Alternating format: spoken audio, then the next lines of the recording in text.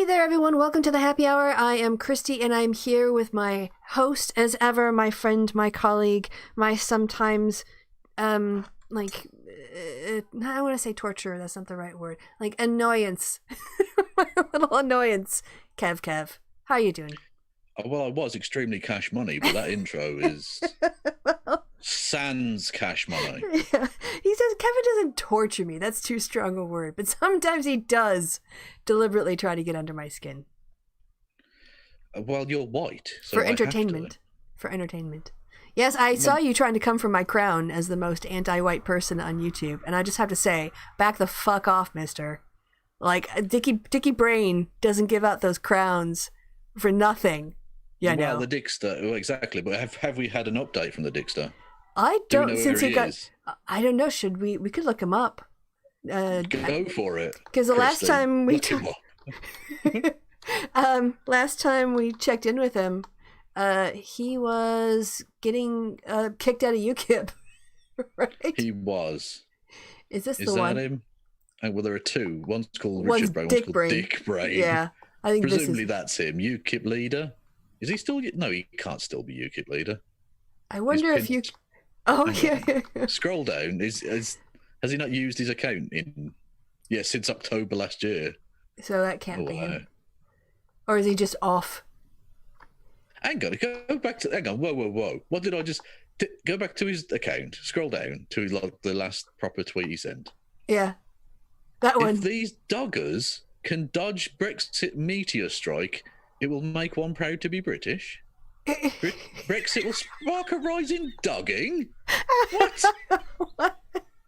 What the fuck is going on? What? For those who don't know, dogging is where people meet up in like a parking lot and fuck. That's it. That's it. I mean, that's that's the whole literally thing. it. So why is he like? What the fuck is he talking? Brexit will be good for doggers. That's. I mean, I've heard some original Brexit arguments, but that's amazing. Yeah, and I think the one that's Dick Brain is obviously not going to be him, is it?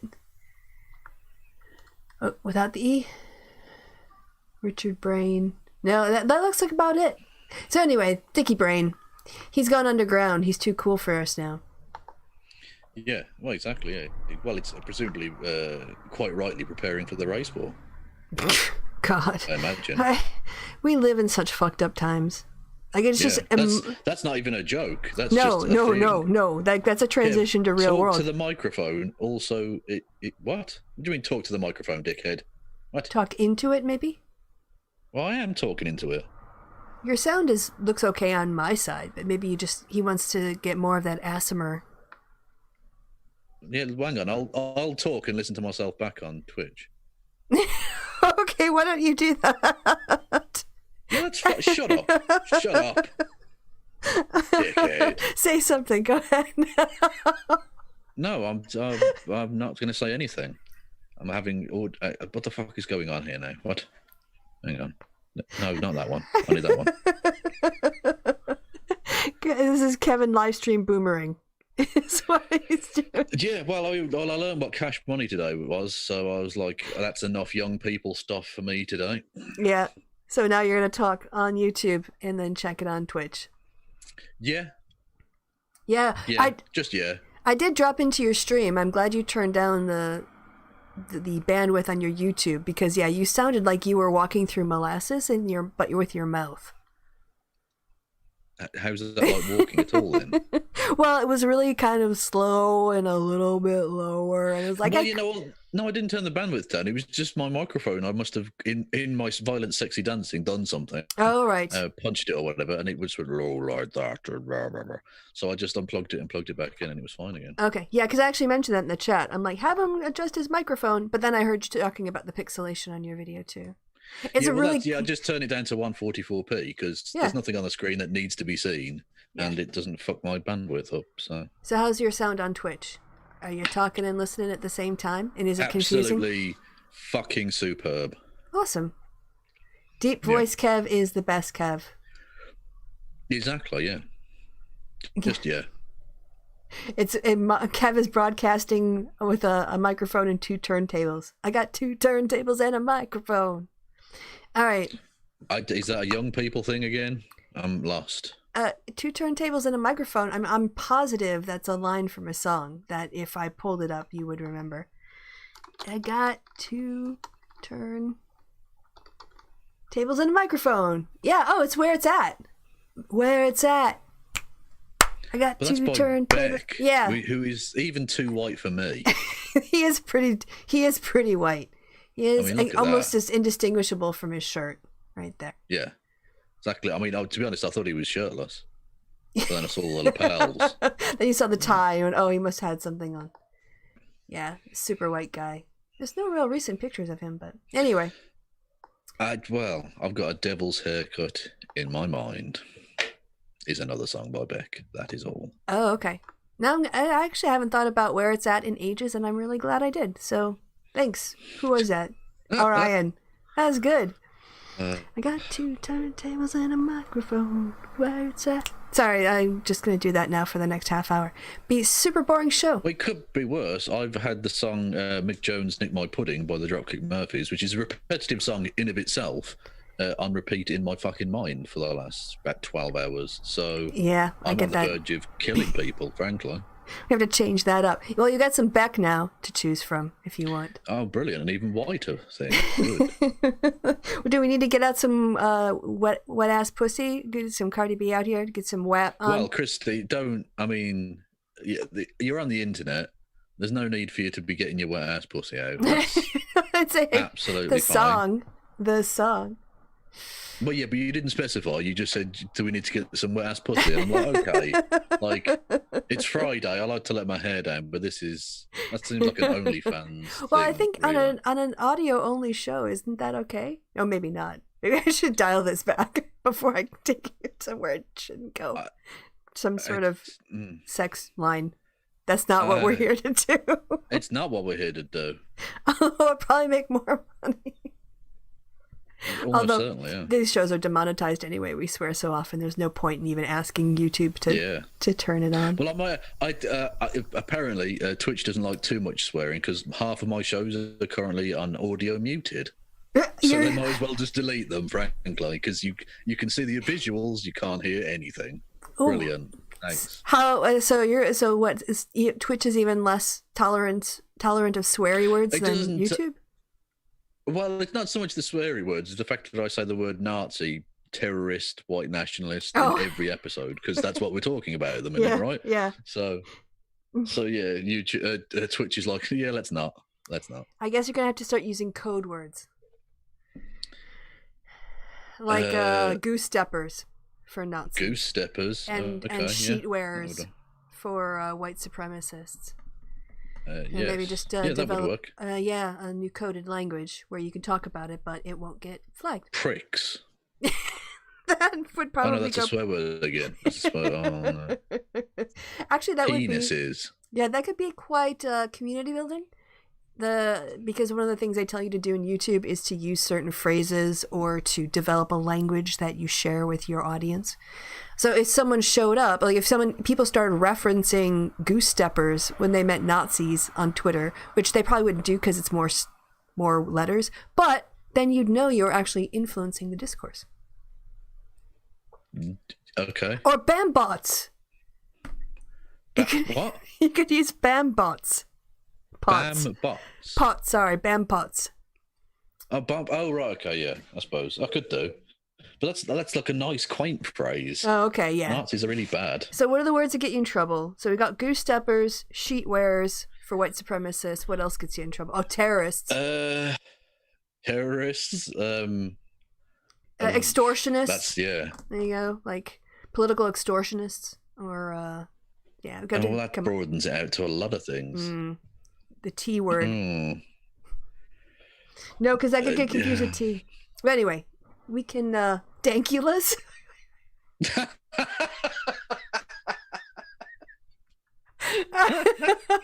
Or sargoons. You could go with dankulas. T-Rex. T-Rex for terrorists. Islamic fundamentalist dankulas. Yeah, dankulas. I like the dankulas. That's a good suggestion. Dankulisis. Yeah. I might do a history video on the Basque separatist dankulas. There you go. So there you go. We've just come up with a way to get you around, get your audio Friends acceptable. of Enoch. That's a great phrase. Mm. Yeah, for fascists. Friends of Enoch. That's, yeah, because that could be. No, it's just a religious thing. It's fine. Yeah, he's a friend of Anyway. Enoch. Yes. All right. Yeah. So that's the opening banter done. Tick. I guess we have to now segue over into substantive. Get onto the dankulars. Yeah. The Friends of Enoch dankulars. All right. You were telling me about this. I have to say, I've been writing today, or I've been just trying to take a mental break from the news because it's exhausting. Yeah. But I wanted to try. I don't see this story freaking anywhere. Okay. His name? Well, his name is hang on. Michael, or was technically, I suppose, Michael Reynolds. He was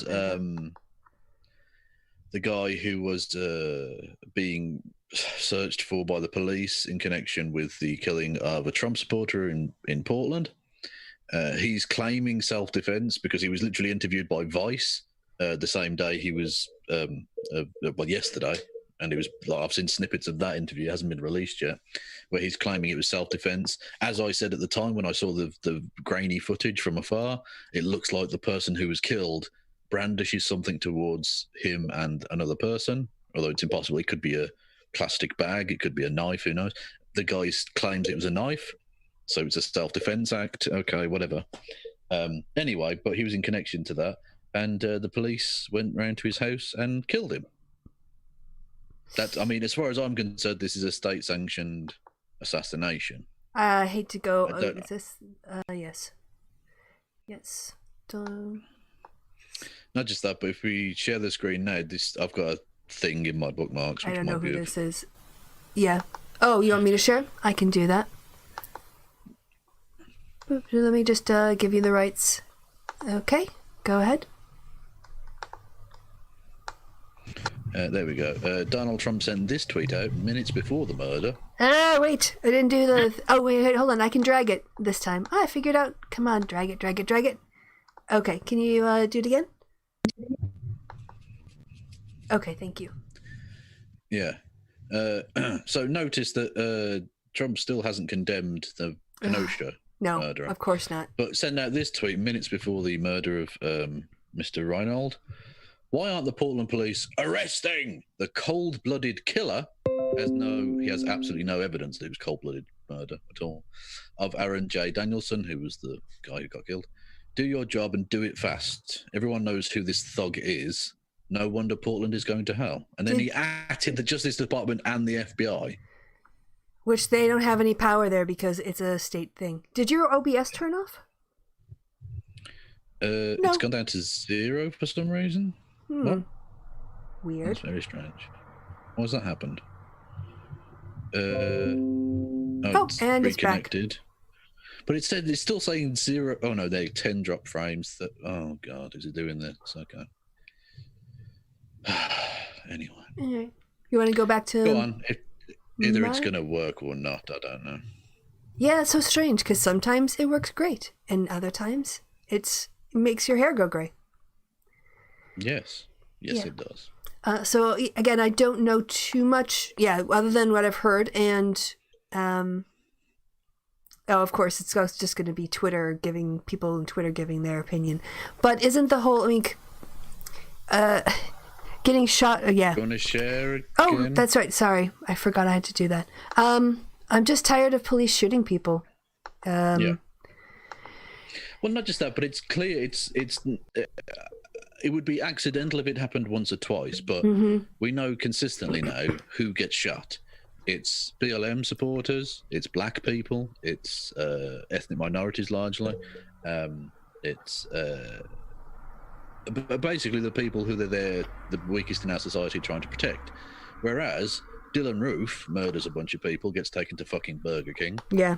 The Kenosha shooter murders 2 people, walks through police lines, they thank him and give him water, allow him to drive home, take him alive. It's like a consistent pattern where the police essentially are acting as an armed wing of this sort of fascist paramilitary Yep, state. I mean, that's what they're doing. Mm-hmm. Yeah. And this is a state-sanctioned execution. And again, not state-sanctioned in the sense that there was like a justice thing that went through and they executed a man for murder, which you can at least argue a point as to whether that's right or not.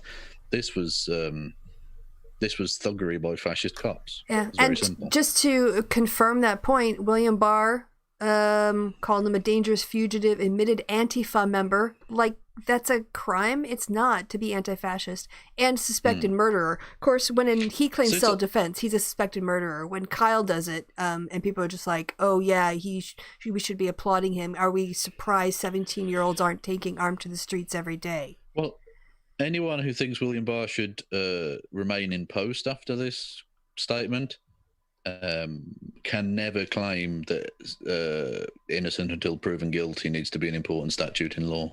Yeah, I mean, I think again. We can't believe rape victims because you have to allow a man his day in court. Sorry, I'm not. You've got no leg to stand on anymore. If being a suspected murderer is enough for the police to just execute you in the street in front of your house, I'm sorry, then there is no presumption of innocence anymore, and you've sided with fascism. Look at this. The streets of our cities are safer with this violent agitator removed. Yeah, this is fascist talk. Yeah. Absolutely fascist talk. Because he was suspected. He was suspected of having done a thing. He fled to Washington State. Gee, like the one kid fled from Wisconsin to the state of Illinois. There's so many... Yeah, double... This is... I mean, and the thing is, with Trump in office and the Senate held by Republicans, there's no constitutional way to save our democracy right now. The Dems in the House can't do it on their own. They're one branch. And the judiciary only reacts. It doesn't intervene. And therefore, it's up to the people. If the people of America don't turn out in force to stand up against fascism, it will have won, officially. It's currently winning. It's currently in power and knocking on every door to power. But there's no legislative process to remove him that would be more effective and more democratically legitimate than an election. So yeah. All right. Well, okay. You mentioned it before we went on air, and I didn't know anything about it, and now I'm depressed because it's depressing on so many levels. Again, why? Yeah.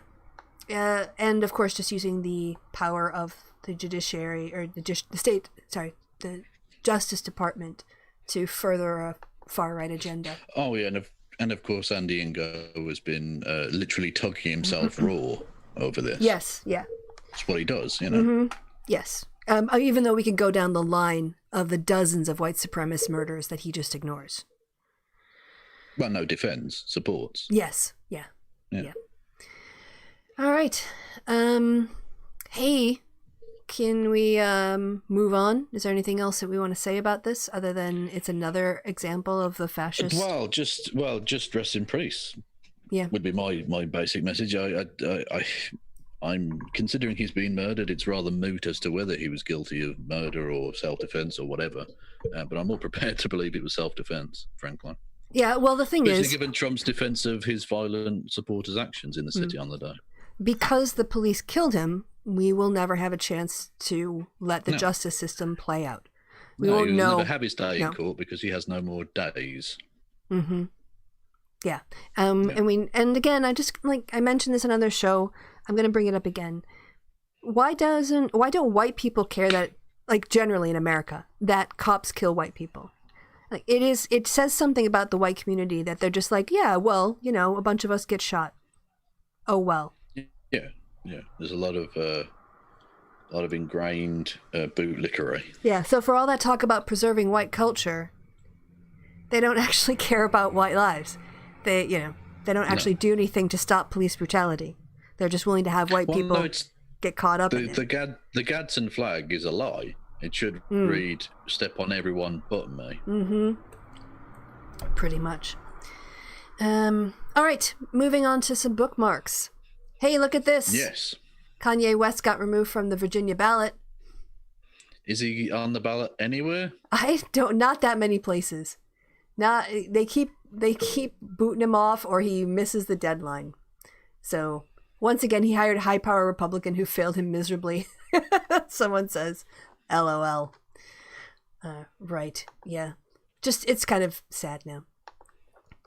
It is, but it's also kind of funny because he's garbage. Yeah. Like, he's mentally ill, so like people should be taking care of him and stuff, but he's also just not a good person. So he needs to like not be putting himself in these situations where he becomes like the focus of national jokes. Well, the people around him need to like step in. Yeah, well, I don't know if he can be legally sectioned or something, but yeah, that's the thing. Some kind of legal jurisdiction over him needs to be taken by a loved one because he's not capable of looking after himself. Yeah, I don't know what the threshold is for that in the States where. Well, exactly. Resides, I don't know. Yeah. Yeah. So this is just to show you that there's not a big line necessarily between the far left and the left. So I know that I know there's like a fight going on between like Kennedy and Markey right now, and that for people who follow kind of stuff, think that it's the progressive wing versus the establishment wing. Yeah, the Democratic Senate Campaign Committee gave Markey the legal maximum of over $600,000 in coordinated campaign funds. So there's really not that much difference in the establishment ties once you're part of the party process. So I just kind of thought that was funny. I did kind of have to do the Kennedy meme thing. I put the old oh fuck's sake, who's the newscaster? I forgot the meme I did now. Anyway, but basically the old 9:30 Pacific time, John F. Kennedy was assassinated, but changed it for Joe Kennedy's campaign was assassinated. What did he do something to himself? No, I'm not following it. I was making a joke about his politics being assassinated. It was a Kennedy joke. I was doing a Kennedy assassination joke. I thought there was like an event. It's a spicy meme. But right. It's a spicy meme, but it's just a joke. I'll see. Have I got it bookmarked? I don't think I would. Would I be conceited enough to bookmark my own joke? Maybe. Anyway, I don't really care. It's a blue seat either way for me. I don't really. Oh yeah, it's not to be contested, really. No, this is just a little spat within the party that we're going to be fine pretty much either way. I think because it's not just about one person; it's hopefully about 54 seats. Hey, I saw this. Yeah. The United States in Crisis report. I'm not looking at the moment. I'm looking for my meme. Sorry. Okay. I didn't explain it well at all, and I can't find it. There we go. You found it? I'm gonna save it for when I swap it back to you. Okay. About 93% of racial justice protests that swept the United States this summer were peaceful and non-destructive, according to a report released on Tuesday. Now, you'd never know that. By communists. Yes, yeah. Armed conflict location and event data concluded that an escalation in the government response to protest and a sharp uptick in extremist activity means the United States faces a growing risk of political violence and instability. Yeah, we know. But 93%, Andy won't tweet that out though, but you can send it to him because it's true. And he wants to focus on like the 7% that were not non-violent, and then this like the 1% of the 7% that were extreme, and say that's everybody. Well, Tim Pool does this. Oh, they've been rioting in Portland for 3 months. No, they rioted for like 2 days, and then had 3 months of peaceful protest. Protesting isn't rioting. We show those 2 days of rioting.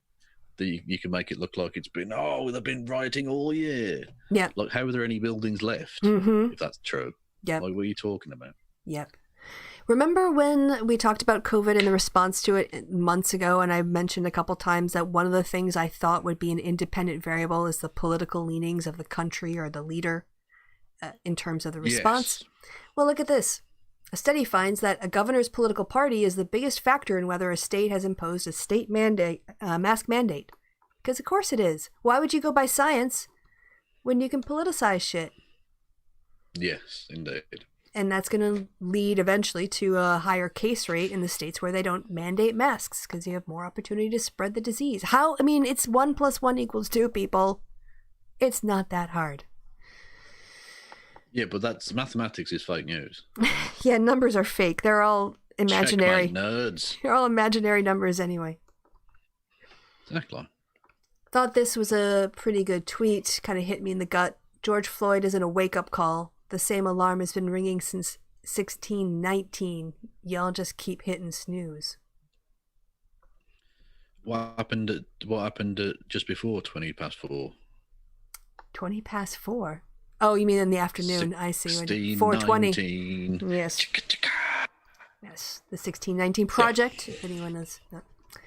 I had to say exactly the thing that the right wing are going mental about, because history. We like the good bits of history. Okay? Yeah, the white people bits, and then anything else that doesn't make the white people look good, we just want to ignore that bit. Here's one I wanted to consult with you, because this didn't seem to be true to me, but you do history more, so I'm going to get your input on this. I am the history man. Yes. All right. Yes. I know all of the history. I think it's fair. Okay, this person says, hot take most people won't appreciate. You always got to love it when someone prefaces their own tweet saying, I would appreciate it in my own day. Yeah. Yeah, I'm going to say something that's going to annoy you because it's probably stupid or something. Yeah. Although I haven't seen this tweet, so I don't know. No, yeah. I think it's fair to compare the Democrats to the Weimar. That's not wrong. The flailing competence, if not the character, of the Trump administration though, is exceptional in its similarities to Prussia in the lead up to World War I. What do you think of that? I'm not. What? No, that. I don't think either is true. Yeah, really, is it? I don't think so either. I don't think that doesn't seem to ring true with reality at all. No. Also, the Prussia weren't really flailing as such. They were the aggressor in World War One. They invaded Belgium. Okay, they went on, and I think they're also, maybe they meant World War II here, but they did say World War One. Then they went on to write... because Prussia wouldn't have existed in World War II. The build up to World War II. Yes. It was the Germany as a nation existed. Germany existed in 1870 technically, but yes. Prussia as an independent power of any nature wouldn't have existed into that far into the 20th century. I just, that didn't ring true to me. Sorry, go on. No, I mean, I don't think it's actually... I mean, there's a certain... I mean, the Democrats, I've always been a little bit annoyed about the slightly flailing nature of some of it, although it's a big... It comes with being a left-wing party, yeah. Yeah, I suppose. Yeah, so I think, that would suggest that the right wing are the insurgency outside of power, which isn't true. They're in power. So the comparison doesn't quite work either. But, okay. Yeah. All right. Like I said, I'm not up on my Prussian history, but that just comparing... Well, I can't say I'm a massive expert, but they weren't flailing. I say, they were the aggressor. And it wasn't until the advent of the massive trench networks on both sides and utter stalemate that, they could have, if they'd been a bit more aggressive initially, they could have probably won the war. But that's not flailing as such. That's the fact they're up against two very powerful nations. Anyway, yeah. Okay. Just some more polling data, because we always like polling data here. Again, it's just taking the temperature. It's not definitive. It's not a crystal ball. Won't tell you what's going to happen in 2 months. But right now, Trump, compared with his 2016 results, is down 11 points with white voters in Florida. Biden is up 12 points. And with black voters, Biden is basically up 1, I think, on where Hillary was, and Trump is where he was but last time. So that's good. If you get enough of a shift, if you get a double-digit shift in white voters in Florida, that's... Oh, God. We might get onto racism against black conservatives later, possibly. That might crop up, I don't know. But depending on if a certain clip arises, which you may have seen or not, I don't know. But anyway, Trump, having not lost a single percentage point in black voters in the 4 years, suggests that those black voters might not necessarily be viewing the situation entirely at all, frankly. Or is that 8%? Is that literally just, what are they called? The two crazy black women who do like videos Diamond and Silk. Diamond and Silk. I was thinking Sugar and Spice, and I thought that's not right. no, it's... But it's something like that, yeah. So it's Diamond and Silk. Candace Owens are the 8% of black voters in Florida. Yes, that's a sort of contingency. Yes, there's also probably some room for sampling error. a couple points here or there, so as well. But maybe O.J. Simpson. I don't know. Yeah. This again, I'm on the fence about Lincoln Project, but this to me, yep, George Takei, yes, tweeted out the Zulu. Tweeted out Lincoln Project when they're doing a whole bunch of stuff on Facebook to create a digital coalition, and people have said, should people on the far left be worried about the more center-left Dems aligning with the Lincoln Project? And initially I was like, I don't really think so. I don't think it'll be that. Now I'm starting to think, yeah, actually, like Lincoln Project is really mainstreaming with a sort of center-left type of Democrat or a more conservative Democrat. And people on the far left need, like, I think you need to watch yourselves that you don't get outflanked. George Takei is a huge person to signal boost a Lincoln Project event. He's not that big. He's like 5'4", you know about. And he's got a huge following on Twitter. Well, 3 million followers. So I have almost 10 million followers on Facebook. Okay. So this is something I'm watching for moving forward when hopefully we have a Biden presidency and where these center right, economically conservative, socially left people are going to go and what they're going to do with the people in the middle. So just, here's a nice happy video. Dachshunds. So this is really sweet. Apparently, this lion named Bone Digger which is kind of a mean name, was born with a crippling bone disease. So the keeper introduced him to 3 dachshunds, and now this is his pride. Oh, okay. I was about to say, is that his dinner? Yeah. No. So I just thought that was really sweet. Yeah, I know, you're just waiting for the dog to get eaten. Like, ooh, a hot dog size, perfect. But no, that's a nice little snack for a lion. Yep. No, they just love each other. It's in between gazelle, obviously. Yeah, just a little appetizer. Cheeky little dachshund or a poodle or something, yeah. Yep. This is amazing too. Oh.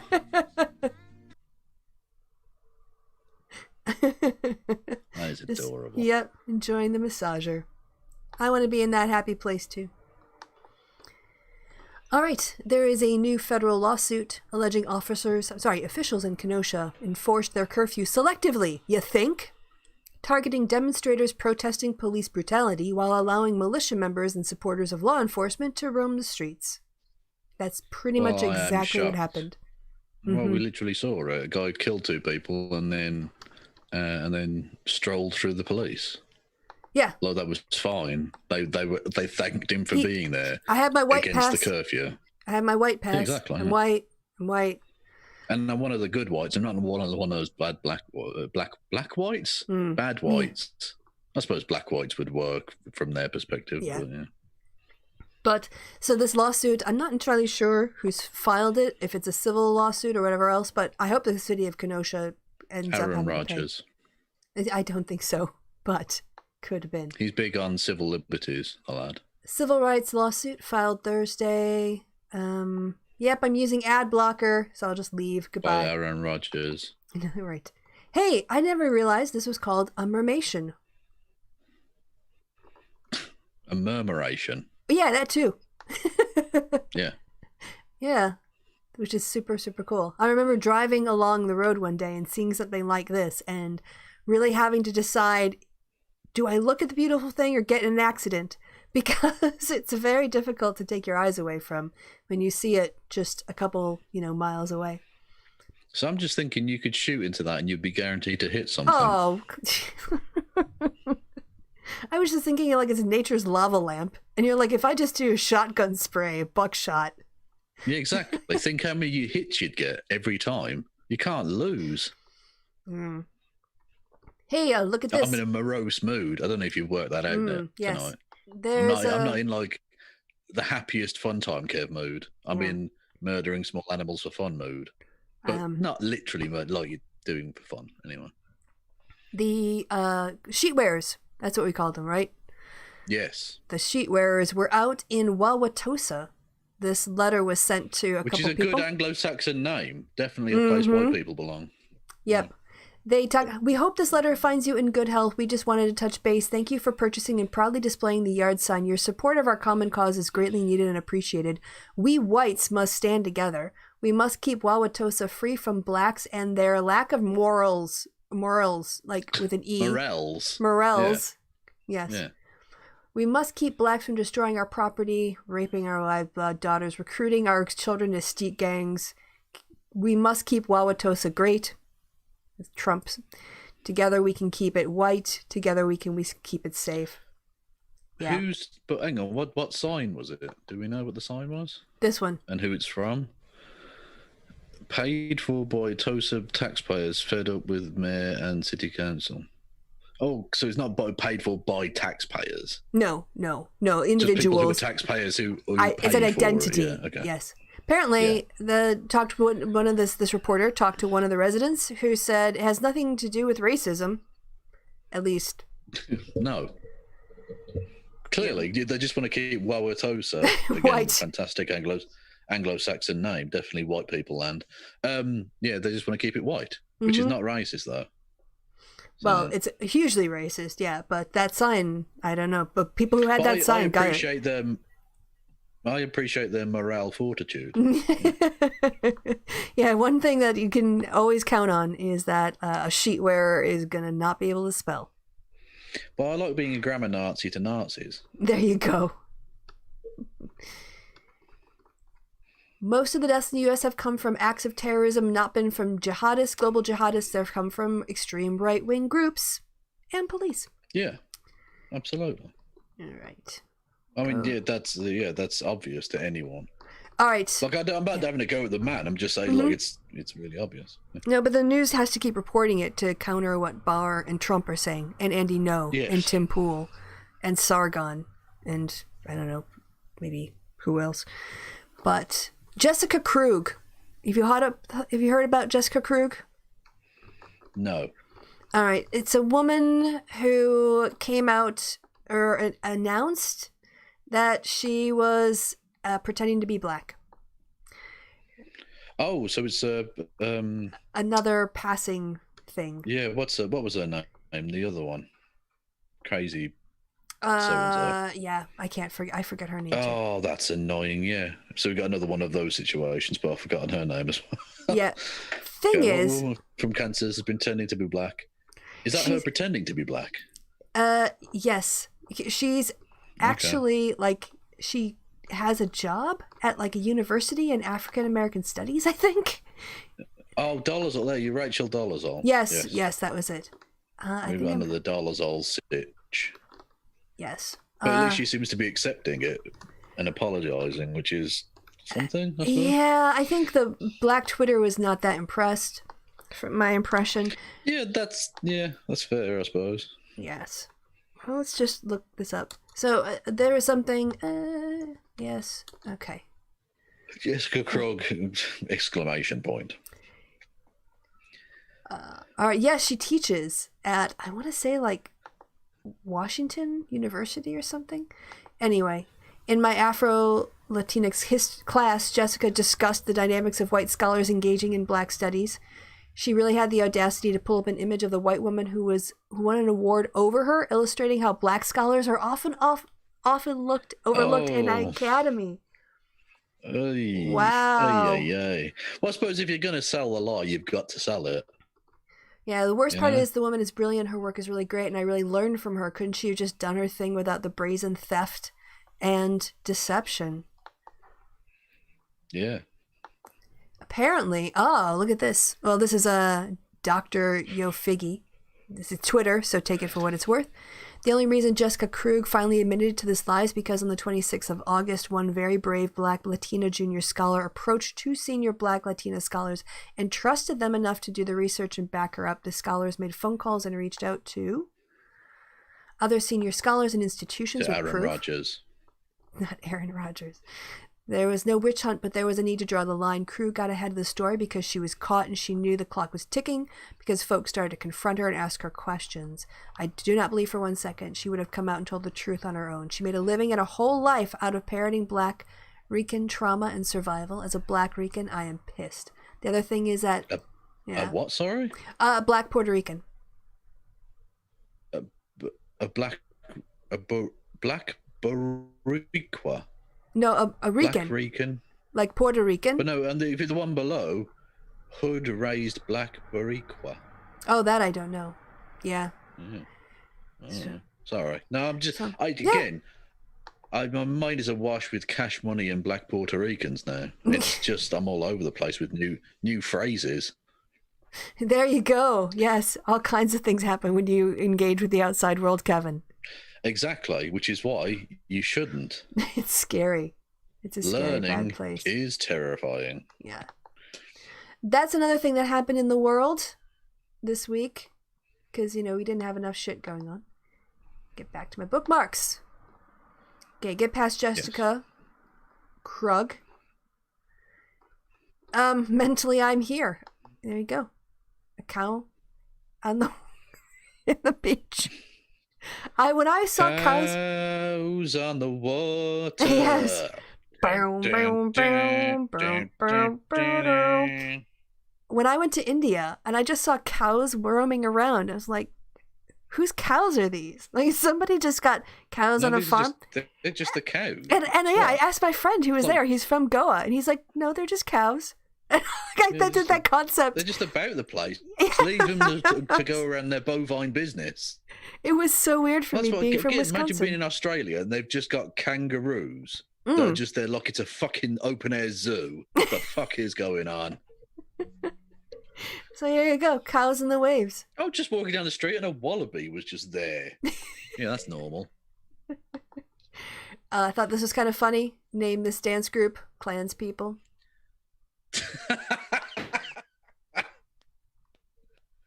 That's good. You like that one? People won't get that outside the UK, will they? Pans people. No. Clans people.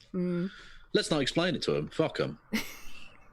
All right, here we go. Here's a Tim Pool part we promised. Although we might just go to Tim Pool clips. How does it? Because it must be boiling hot in America. Is it August? Whatever month it is. September. And he's got a fucking hat on. Like, come on, man. You're indoors. I think you can't be cold. Cooling off. We know you're bald. It's fine. Just take it off. Take it off. Yeah. Take it off. But maybe it's like Samson. If you cut his hair, he loses all his strength. If you take Tim Pool's beanie off, his money falls out. His grift abilities just go from him, and he'll start talking sense. I'm gonna snatch that shit off. Most liberal candidate ever, and you take the beanie off, and he's like, "No, actually, that's not true. Clearly, that's obviously false. Sorry, I'll stop now." All right, let's have a little listen to Tim Pool's assessment of the political spectrum in America. In my past segment, just a few minutes ago, I talked about a liberal who said they were going to be voting for Donald Trump, and the reason was he's actually the most liberal candidate running. And she was right. Her name was Carrie Smith. She was correct. You look at Joe Biden, Kamala Harris, not particularly liberal. And Trump issue? Isn't necessarily in the colloquial sense as we know it, but classically... So he's not liberal in the way the word actually what it means in America. But if you completely redefine it to mean something totally different, then yes, then he is absolutely the most liberal. Also, if you completely redefine the word shoe, he's also literally a shoe. Yes. You can put your foot in him. Like, it doesn't mean anything, Tim. You're such a bad liar. How does anyone get taken in by this bollocks? It's so depressing. Oh my God. Yeah. This is a little brain twist here. Yeah, he is. He supports free speech and individualism, and No, he doesn't support free speech. He wants to shut down Antifa and he wants to shut down BLM protests. And he's even before he became president wanted to curtail the freedom of the press. He wants to be able to literally fucking just remove the rights of journalists in Portland as protections, which Tim, as a journalist, you would think he would be, interested in that kind of thing. But no.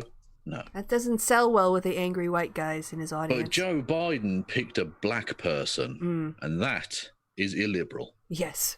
He wants to defend the people, the American people's right to work, and no, he doesn't. There's a lot of good things about him.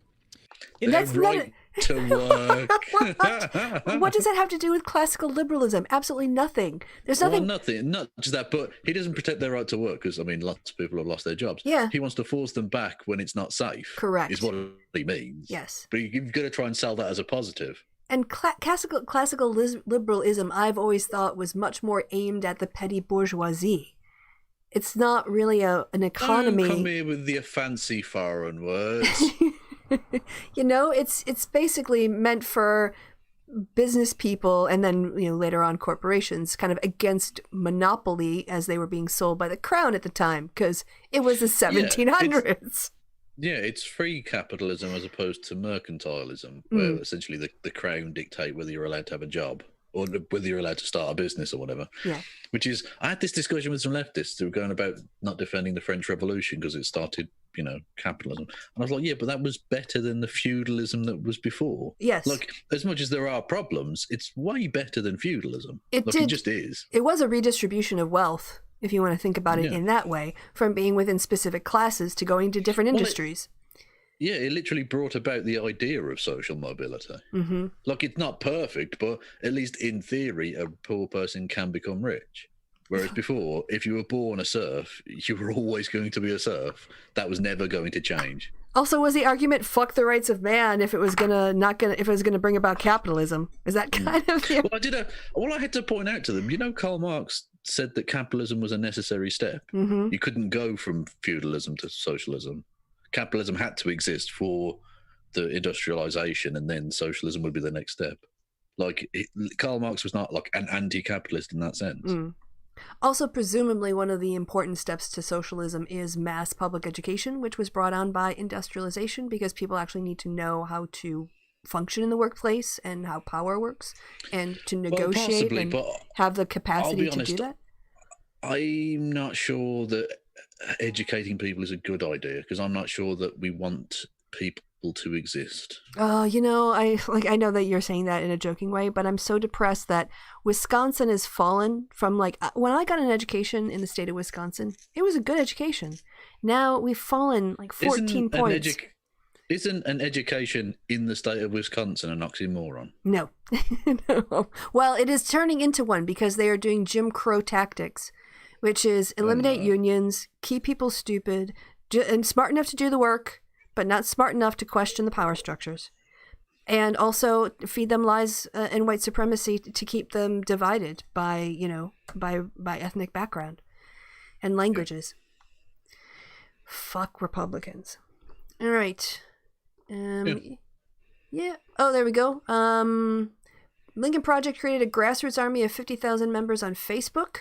They're going to try to do GOTV organizing around early voting to get people to do their ballot stuff in. Biden is still generally ahead in the polls. I mean, I think if it was any other year, any other situation, all the media would be on how is Donald Trump going to save his campaign. But we are also scared shitless about the legitimacy of the election. As I said, it's really depressing. Joe Biden can be 10 points up, and Democrats are still running around, and rightly I understand why we are, acting like we're about to lose all over again. Republicans ignore the fact that Trump is 10 points down, and then just assume, well, if he loses, then the election was rigged. So they don't even worry about it. Trump literally said that in his acceptance speech, that the only way he could lose is if it was cheated. So, I mean, they'll try and fight it regardless. Even if it is a massive win for Biden, he'll try and fight it. He'll go to court. I've no doubt. He won't accept it. And also, Sean House, right to work, GOP slang for strike breaking. Yeah, it's GOP slang for working for way less money and no pension. That's what right to work is code for. Right to work is a genuinely Orwellian phrase, because it doesn't mean at all what the words mean. Yeah. I saw this and I thought, hey, that's a good thing. Star Trek Discovery makes franchise history with trans non-binary characters. Yay! I mean, I haven't watched the new season, apparently on CBS All Access. Maybe it'll be on Netflix. But yeah. Look, I'm sick of this, right? Politics in sci-fi. Why can't this show about a future where the world is united in a kind of moneyless, classless society and exploring the world's space in the universe with advanced technology and stuff, and interacting with on diplomacy on a galactic scale? Why can't that be apolitical? Yeah, why can't it just be all white men doing everything? Because then it would be apolitical. Exactly. All right. This also kind of getting back to the point. In polling places where minorities constituted more than 90% of registered voters, the average minimum wait time in the evening of the Georgia election was 51 minutes. When whites constituted an equal amount of registered voters, the average wait was 6. And that is how you Well, that just elections. shows to show you that white people are more efficient. Or better resourced. One of the two. Well, one of the two. Either that or like black people, they just take their time voting, don't they? Just holding the queues up and shit. It's crazy talk. This was the one. Or America is literally just so nakedly disenfranchising black people. Yeah. Yeah. And this was what I was... definitely, that is part of the Jim Crow thing. This is the other one. Wisconsin dropped to 24th in money spent per pupil, down from 12th. Yeah, it's fucking bullshit. There's also more police brutality, which of course is just filling the headlines, mostly because the media and we, as the public, are paying more attention to it, finally. Yeah. Daniel Pruitt, is that the guy that was like naked and having like a mental breakdown and they killed him? That guy. Yeah, he died of asphyxiation when they put a hood over his head. Yeah. And yeah. They shouldn't, I'm sorry, when it comes to stuff like this, the police, they can't be trusted to deal with people who are sane.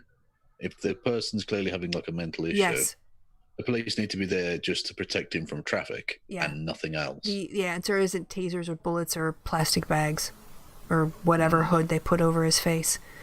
Yeah, stop killing people. You're there to protect and serve, not execute and maim. So yeah, more of that depressing. I guess, the thing is that if living in a white bubble, I didn't have to pay attention to it, and it's being put in front of my face, and the very least I can do is be a witness, and then also just help be a witness to other people. Remind us that racism is a public health crisis in America. It is. It's becoming... I'm seeing, more people in democratic politics say that, and it's true, and we need to get that message across. Our choices kill people. As a culture and as a society. I wanted to... Is this the... this is depressing. The director of athletic medicine over at Penn State said that between 30 and 35% of Big Ten athletes who tested positive for COVID appear to have myocarditis, which is an inflammation. Now, yeah, does that mean those in the conference, the Big Ten, or are there 10 giant athletes? I think it's the conference. Of which roughly 3 have this problem. Yeah, I think the thing that you can take away from this is that these players can afford to get MRI scans. Most people with COVID can't. But if the sample is just that age group, then 35% of all of their players, that you have to think that's somewhat generalizable to similar age cohorts, which means America is potentially looking at massive, massive health expenses going forward for decades, because people will need to have their COVID, the COVID leftovers medically dealt with for the rest of their lives. So we need to get our health system sorted out. Also, I mean, it's a smaller problem in general, but I think it bears repeating that it feels even worse that these students are earning millions and millions for their colleges and getting paid nothing, when they're literally now also risking, on top of the other injuries and brain damage and stuff, they're now risking fucking heart problems and COVID and all sorts. And they're not getting paid. And most of them won't make it to the professional. Yep. Definitely not if they end up with a lifelong health condition. Yes, indeed. If your heart literally doesn't work, it's difficult to get to the NFL. Yeah. One of the issues that doesn't get talked about anymore, and I understand that there's a lot of issues to talk about, but the Republicans have not stopped attacking women's right to choose. our access to safe and legal abortion services, which they are legal, contraception, everything else. And this is, again, just a similar non-stop. They just never fucking stop. They're just always trying to take away women's healthcare choices. Ted Cruz tweets out, "Pregnancy is not a life-threatening illness." Motherfucker, have you heard of maternal mortality rates? Yes, it is. And the abortion pill does not cure or prevent any disease. It's not meant to. It's meant to terminate a pregnancy. That's it. That's like why it is administered. And he goes on to write, "Make no mistake, Mifeprex is a dangerous pill. That's why 20 of my Republicans colleagues and I are urging the FDA to class it as such." So they want to basically say this thing stops pregnancies. It's therefore dangerous, even though that's how it is being administered for people who want to terminate a pregnancy. But we, the government, know better what these women want. So, or pregnant people want. So we want you to classify this as a dangerous drug. Yeah. Well, in Minecraft, of course. I couldn't possibly say this really, but in Minecraft, I hope Senator Ted Cruz gets COVID. In Minecraft. yeah. You know, and just as I'm gonna say, Ilsa here points out, like, you don't have to know anything to get elected to positions of power where you make these kinds of choices for people. No. It's really fucking sad. Well, you've literally had fucking elected representatives talk about women's vaginas shutting down when they get raped, so they can't get pregnant. Yeah, like, I think they don't.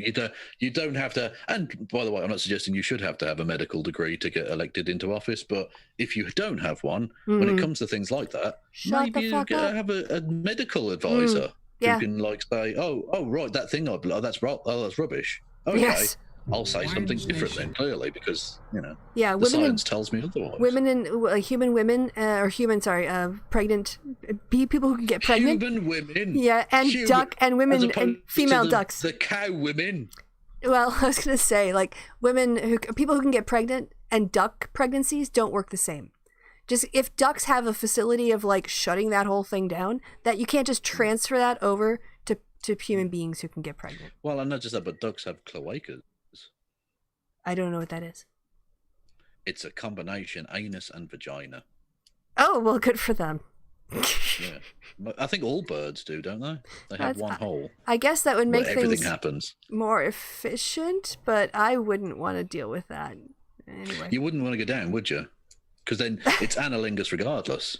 Yeah. Not even a choice anymore. Yes. What's that line from WAP? If he eats my ass, he's a bottom feeder? Is that what it was? Yes. All right. Oh, apparently most birds. Oh, okay. My apologies to the non-cloacad birds of the world, which probably make up a fair portion of our audience, I imagine. Yes. I wanted to. So I need to start. I'm trying to be more disciplined in my vocal pauses and not say as much, but I did it. This is an ad that was launched by Biden-Harris on police violence against Black Americans, which I think is an incredibly important election message that has to get out. So I thought, do you mind if we watch it really quick?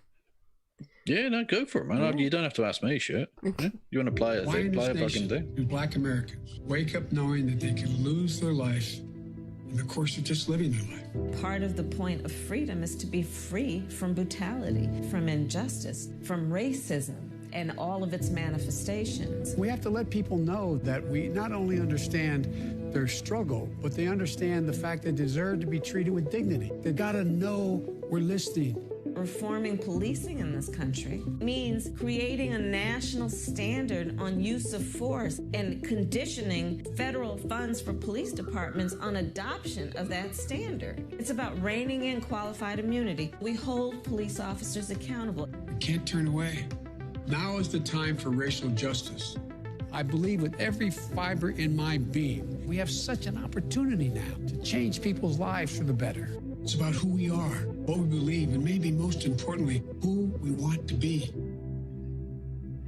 I think that's a good ad.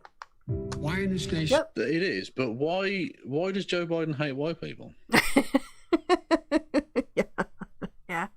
I think I would hope that the biggest difference between the 1960s movement for civil rights and the one that's happening now in 2020 is Wi-Fi. Wi-Fi helps a lot. As I say, without cameras, we wouldn't know shit about this police brutality. But it is important that white people step up and become part of the solution. Acknowledge that we have a problem with racism, that our communities are the ones that have the power, the most power to fix the problem, because we still are a majority of the population. This is the stuff we benefit from, and when we stand up and say this isn't fair, that will have a great amount of impact, and we'll be able to convince other people who don't see it as being unfair. So I think as Andrew makes the point, the Trump's line about he'll hurt God, isn't God all powerful?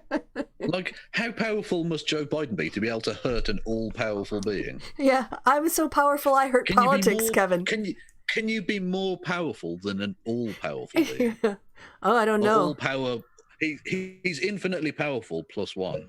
So yeah, I love that when someone wrote to me on Twitter, Kristi, you hurt politics. Like, I know I hurt an abstract concept. In a court of law, you show me on the doll where Kristi hurt you politics. And yes, in the meantime, Biden is going to hurt God. He's going to go thump him like he's Thor or something. Yeah, he's gonna slap him. Gonna slap him right in the face. Yeah. Hey, look at this. More fun with politics and data. They're looking at, they flipped 40 seats in 2018 and they're targeting an additional 33. Is that big blue fucker there is that Nevada? Is that one seat? In Nevada? That must be all mountain. No, not Colorado. The big blue one there. Right here in the middle. That one. Yeah, very possibly. That must be all mountains then, because that's ridiculous size. Look at it. That's the size of a country. Well, some of them don't have that much people. It's one fucking seat. Yeah, it's probably... that must be just all mountains. Yeah, I would imagine that's pretty much where the Rockies would be. 4 people live in that area. That's it. In the whole world. Got Denver, which is fucking massive. Yeah, little Denver is over here, like super, super tiny. Oh no. I just zoomed in more than I planned to. I think I'm getting about done. Are you ready? If I give you a little hey, it's going to be time for you to switch over to yours? Yeah. I'm good to go whenever. Okay. Oh, yeah. Hemant Meta taking it, calling people out on their crap again. Oh, I've been blocked from performing this action. What is that? David Silverman. Yes, that's the one. Going on about police brutality isn't a problem, which is interesting to say from a humanist. Does that suggest he doesn't think black people are human? Maybe. I don't know. Yeah. Did you cover that in your show? No, I haven't covered that. But I don't know. Do I have it? I might have it bookmarked. Maybe. I don't know what I have bookmarked. Are you blocked by the Godless Engineer? I don't think so. Okay. Well, I can tag you into this if you want. Okay. Hey, there you are. There I am. Yeah. Kurt F. Logan. Yeah, I saw that and went, oh, for fuck's sake. I give good tweets, okay? You do.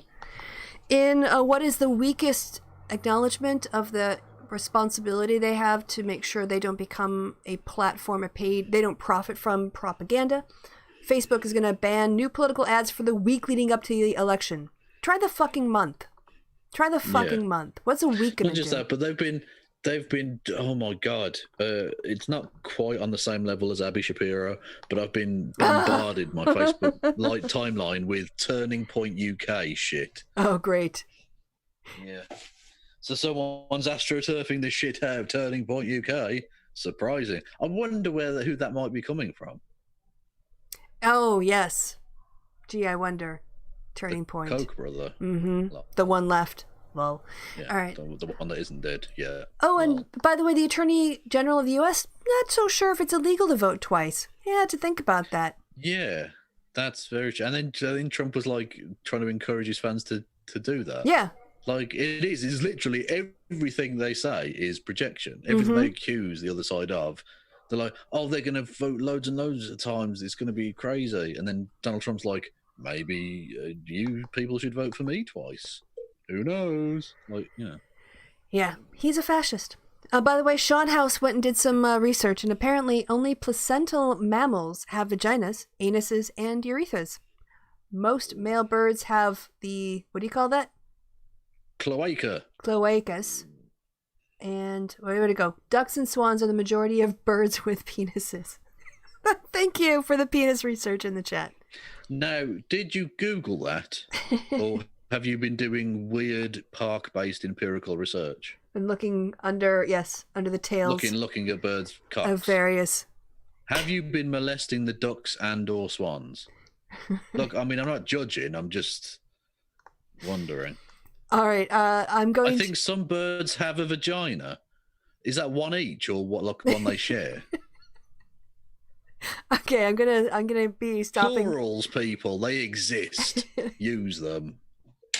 And you are a person. You're not really a cat. All right, I'm gonna stop sharing now. You ready to? I shoot foul porn. Ha ha ha ha ha. Foul spelled with a U, or maybe like a W. Yes. I think like foul with W, not with a U. Foul. Oh, you got it. You got it. Okay. Tab. There we go. Right. So that was the joke I did. I took the picture of who's this fucking guy again? That's Walter Cronkite, I believe. Walter Cronkite, and at 9:30 p.m. Eastern Standard Time, the campaign of Joe Kennedy was assassinated. It's a spicy meme. Anyway, because his great uncle was killed. Oh yeah, is that who it is? I don't know. That family's got fucking tragedy in it. Yeah, they're kind of. There's a bit of royalty going on there, which is not ideal. Hang on, keep scrolling. Right, scrolling. Keep those tweets Trump scrolling. Said that paint is not bullets, so it's peaceful protest, right? Firing paint at people, but also wanted people who put paint on a George Washington statue in prison for 10 years. All right, so wait. Paintballs are fine, but milkshakes are violence. Yeah, paintball. This was a peaceful protest. Paint is not bullets. God. How about I shoot paintballs Which at sounds him? like a threat to me. Yeah. Yeah. Cute cats. Cute. Oh, they're so cute. Yeah. And then I think this must be because we featured him in a recent thing, but thankfully Godzilla has been made a citizen of Japan. Oh, Pastor Zilla? The guy from Leap? Yeah, exactly. Yeah, look, he's been made a citizen of Japan. Good for him. Oh, he's finally found his place in the world. And he took off that horrible green striped shirt, so... And all he had to do was stop destroying Tokyo. Like, we're okay with you being here, dude. Just don't destroy the place. That's not cool. And he's like, oh, really? Oh, sorry. My bad. Oh, okay. Destiny being shit. He literally tweeted this out with the Kenosha killer. You watch the hood, I'll watch the skies. What? Jesus. Bozeman. Yeah, he's trash. Anyway, should we listen to Donald Trump talk about soup? Yeah, go ahead. Go ahead. It's water. And then they have cans of soup. And they throw the cans of soup. That's better than a brick because you can't throw a brick. It's too heavy. What is he talking about already? 10 seconds in. You can't throw a brick, it's too heavy. What are you talking about? This should just be its These own people ad. are not 70-year-old orange cripples. These are fucking people who can, these are very, very healthy people. They can throw bricks. But they choose to throw soup? They sit tins of soup. It's never happened, ever. Literally, no police report has ever been made of people throwing tins of soup. He's totally making this up. But a can of soup, you can really put some power into that, right? And then when they get caught, they say, no, this is... That throws tins of soup around the place. What is he talking about? You can get a good tight spiral on a tin of gazpacho. Yeah. Well, it's got the grooves in it. Soup for my family. Yeah. They're so innocent. This is soup for my family. It's incredible. And you have people coming in with bags of soup, big bags of soup, and they lay it on the ground, and the anarchists take it, and you start throwing it at our cops, at our police.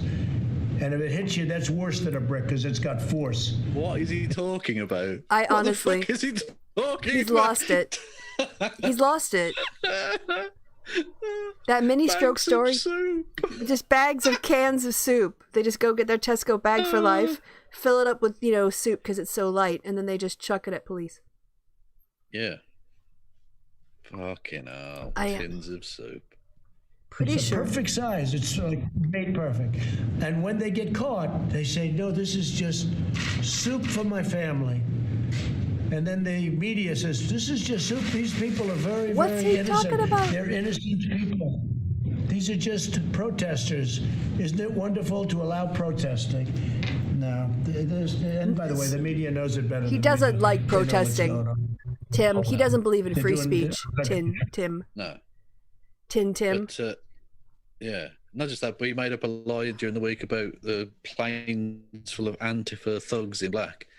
Which, I mean, everyone's been on a plane. That doesn't happen. No. What are you talking about? But Tim Ball had to come out and be like, I saw that once. You No, fucking liar. There was a picture circulated of a bunch of Proud Boys in a bus going to start trouble. Yeah. That was circulated. Yeah, exactly. Well, not just that, but when they're going about bussing people in, look, I in general, I've got no problem with it because people go from one place to another place. Like, you're not always, the event is not always happening in your town. So there's no problem with transporting people to a different place. But the point is, if you're going to moan about bussing people in when you're the ones bussing people in. Yeah, well, and I was just thinking about how hypocritical shite. There's no way George Soros would allow that much money to be spent on flights when you could probably move people locally. Yeah, buses.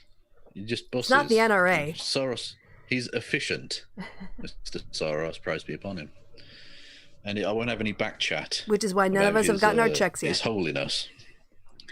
Again, I'm the CEO. I don't work in payroll. No, I'm saying it's efficiency. He's going to do a lump sum. But you just sounded like you're an accusation there. No. Anyway, yeah, this is a bit weird and sexual assaulty. Oh God. So I suppose trigger warning for that. In a place called Tonawanda, which is, I believe, in upstate New York, police officers should not be penalised. This is a new thing. Yeah, Buffalo Chronicle. A new sort of not bylaw. What's it called? Local ordinance. No, it's not even legal. Like it's the police internal fucking guidelines. Or whatever, anyway. Guidelines. Police officers should not be penalised for accepting sexual favours from grateful residents while on duty. What? How? Which is totally not a rapist charter at all. I don't understand how that's even legally possible. Like this, my brain is melting. I can't process this. Accepting sexual favors from grateful residents while on duty. From grateful residents. It's not as if you've got like a significant power over them, right. Literally the ability to lock them in a cage. Or to not give them a ticket. Right. Or arrest them or anything. That's... So that is literally just a free forced sex work. A free card for police to just sexually assault whoever they like. Yep. It's a sex pest's dream. I need time to process. Yeah, it's evil. So on that note, a sleepy goat? Yeah, I need that right now. Yeah, just to cleanse the palate there. Please, and the soul. Cheeky bit of goat. Also, what's going on with the neck? Sorry, can we go back and read that story? I'm sorry, I can't get it. We need to go back and open that one up. I can't move on. I can't move on. I tried. Goat. I even tried goat therapy. Okay. Following tawdry rumours of a sexual misconduct allegation against a popular career police officer, Brett Ryder, 46, several town of Tonawanda residents are pushing the town board to change its policies to allow... It's not a policy yet, hopefully. Sorry. Policies to allow officers to receive sexual gratuities whilst on duty. What? The policy would not allow officers to request sexual gratuities under any circumstances. Oh, just be bribed with them.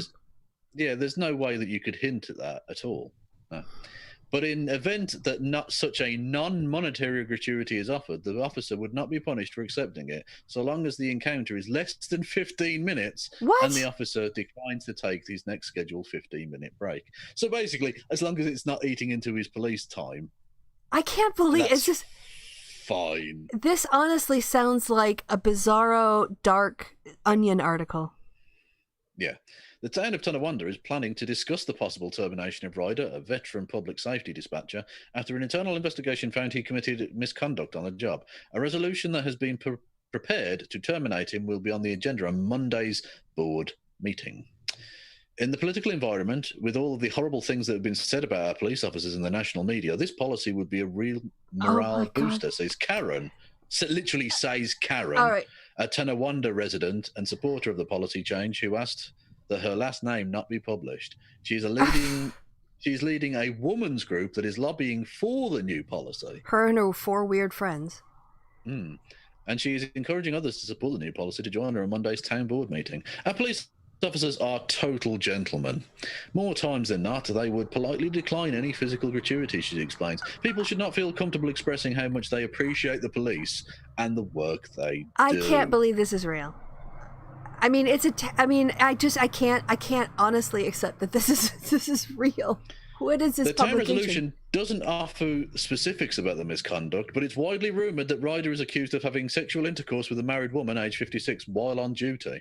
The Chronicle is unable to confirm the veracity of rumours that Ryder was propositioned by the woman and that several days later her husband learned of the encounter and was displeased. Was he? I am shocked. The town board took this violation of town policy, but as if that's not even a crime, just town policy, very seriously. Tonawanda Supervisor Joseph Eminger added he couldn't say any more about a personnel matter. Ryder, 46, initially was suspended without pay before his status was changed to suspended with pay before his status was changed to suspended without pay, according to officials familiar with the situation. The town began looking into Ryder about a month ago and received a misconduct complaint, presumably from the displeased husband. Okie doke. The Coalition of Suburban Women Voters is what they're calling themselves.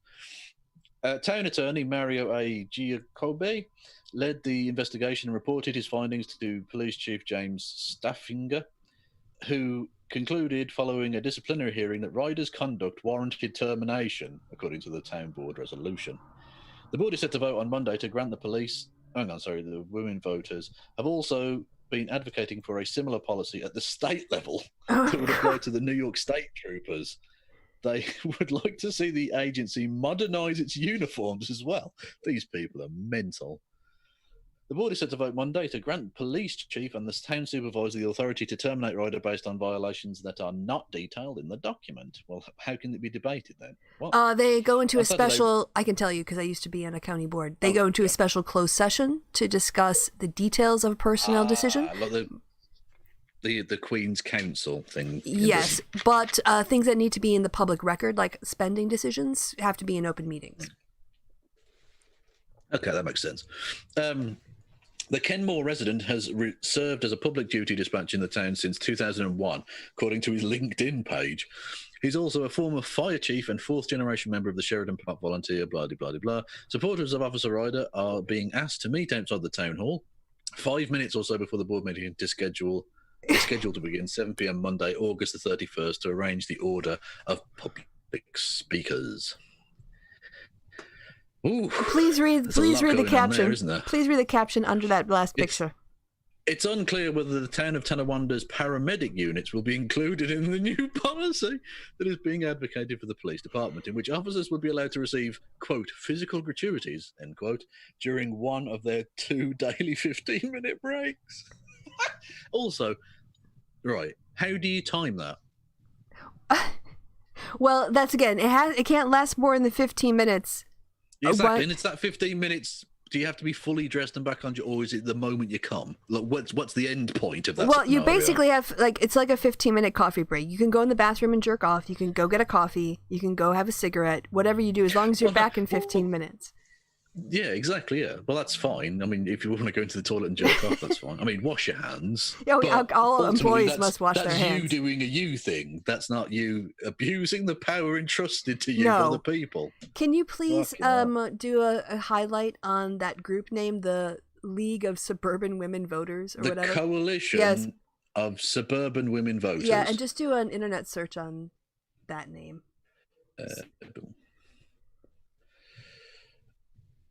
Some wary women, Democrat, no. News? Not in all. News, I suppose. Coalition. Nope.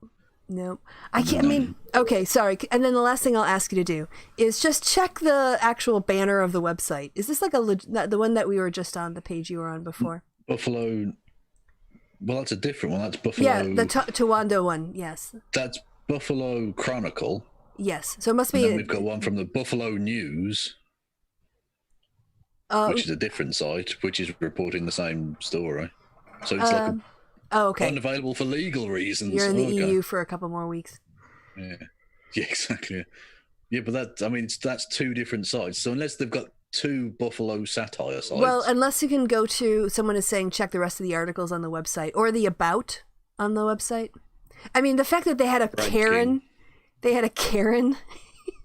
Expects to succeed Trudeau later this year and plans Brown considering 100 million privatisation of urban development core. No. That seems like it's a proper news site. I mean, either that or they don't. This because those just look like news articles. Yeah, Cuomo is considering. So this is the update from today. Yes, let's look from 3 days ago. Okay, so Tonawanda terminates Officer Ryder over sexual misconduct, but not before hearing a mouthful. Oh, Jesus. Could you have chosen a slightly less appropriate No, I think fucking they headline? chose that on purpose. I have a feeling. The person who was writing it was... misconduct before he came all over his cop car or something. Like, what? Come on. Anyway. All right, so let's see what happens. The town of Tonawanda's town board. I can't believe we're going into deep Buffalo. We've gone into the rabbit hole. You put it on your bookmarks. Exactly, yeah. The town of it was just meant to be like a throwaway. Oh, sexual assault's a weird thing. Rape culture's real. You know that it was meant to move on, but this is going to be the focus of the show. Even apparently. weirder. The town of Tonawanda, which I'd never heard of, but I've now said more times than I'd ever care to. Town board. The town of Tonawanda's town board. Brilliant writing. Voted unanimously to authorise Supervisor Joe Eminger to terminate police officer dispatcher Brett Ryder on sexual misconduct allegations that the town is refusing to disclose to the public. I dare say a freedom of information request may be coming your way soon, Tonawanda. Ryder is declining to make a public comment on the misconduct allegations on the advice of his attorney, Paul Weiss. The Chronicle is unable to test the veracity of widespread rumours that Ryder was propositioned by a married woman, but days after the tryst, her husband learned of the encounter and was displeased. He is thought to have filed a complaint against Ryder, who was deep ties in the community. That's basically how they get the rumors out there without actually saying that they're true. Exactly, what we hear is... Exactly. People have been saying... Yes, exactly. So under the thing, the caption, the pro-police group demonstrated outside the town hall while the meeting was taking place. They marched down Delaware Avenue and Sheridan Drive. Some expect Ryder to file a lawsuit against the town, presumably for wrongful termination and reinstatement. Others suspect that he is in the possession of explosive information regarding the department's current leadership. Oh, this is... The local politics here is amazing. That's so much drama. It's like a fucking... Oh, it's the suspense. Oh, yeah. Anyway. Your town zoning board, was important, but I've been fucking your wife. Yeah. And that he may or may not be present to it. Hang on, so that he may or may not present it to the Western District of New York. Oh, it's going up the chain. It's going to end up in Albany. Wow. The town of Tonawanda is known for having a young and exceptionally attractive police force. It's known for it? What? Do they recruit on that? Which has long been the subject of much social commentary. What? Ooh, check out his R's. But this is a... Hang on. You see that Sergeant Angel? Canada, Albany, Governor, City Region, current... Is this real? Send New York. That seems like a really weird thing to put in there. It is a local paper. I know, but what's a byline on this? The Buffalo Chronicle. That's the first red flag for me. It all seemed legit before. BuffaloChronicle.com. Canada, the Buffalo Chronicle. Six Nations Reserve. Hang on. Dedicated to exposing corruption in local officials. Yeah, it seems like a legit site. What a weird fucking phrase to put in there. Yeah, it's basically a gossip rag. It's not a newspaper. Well, yeah, but I mean, it's not a satire site. No. Like, they're actually reporting a thing that happened, albeit with probably a certain bent to the story. Mm-hmm. Okay, so they've got young, fit police officers, cool, which has long been the subject of much social commentary. It is not uncommon for women to proposition you when you're in uniform, notes one of in his late 30s who asked not to be named, and you agreed. Oh, okay. Yeah, for that quote. Of course, you could never have sex on duty, and you have to be compliant with department policies at all times. But it's a nice compliment to hear from time to time if she is being respectful about it. If she's being respectful. Jesus. Yeah. Exactly, but when you say no, I haven't got time for head love. Mm-hmm. If she gets rude about it, it's out of order. Another group of supporters demonstrated outside the town of Tonawanda police headquarters. Wow, this is a bit... The town of Tonawanda's exploded with this nonsense.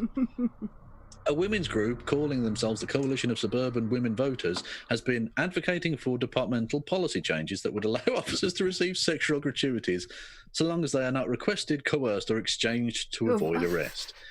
Would be really easy to prove if you were sexually assaulted by a police officer, I'm sure.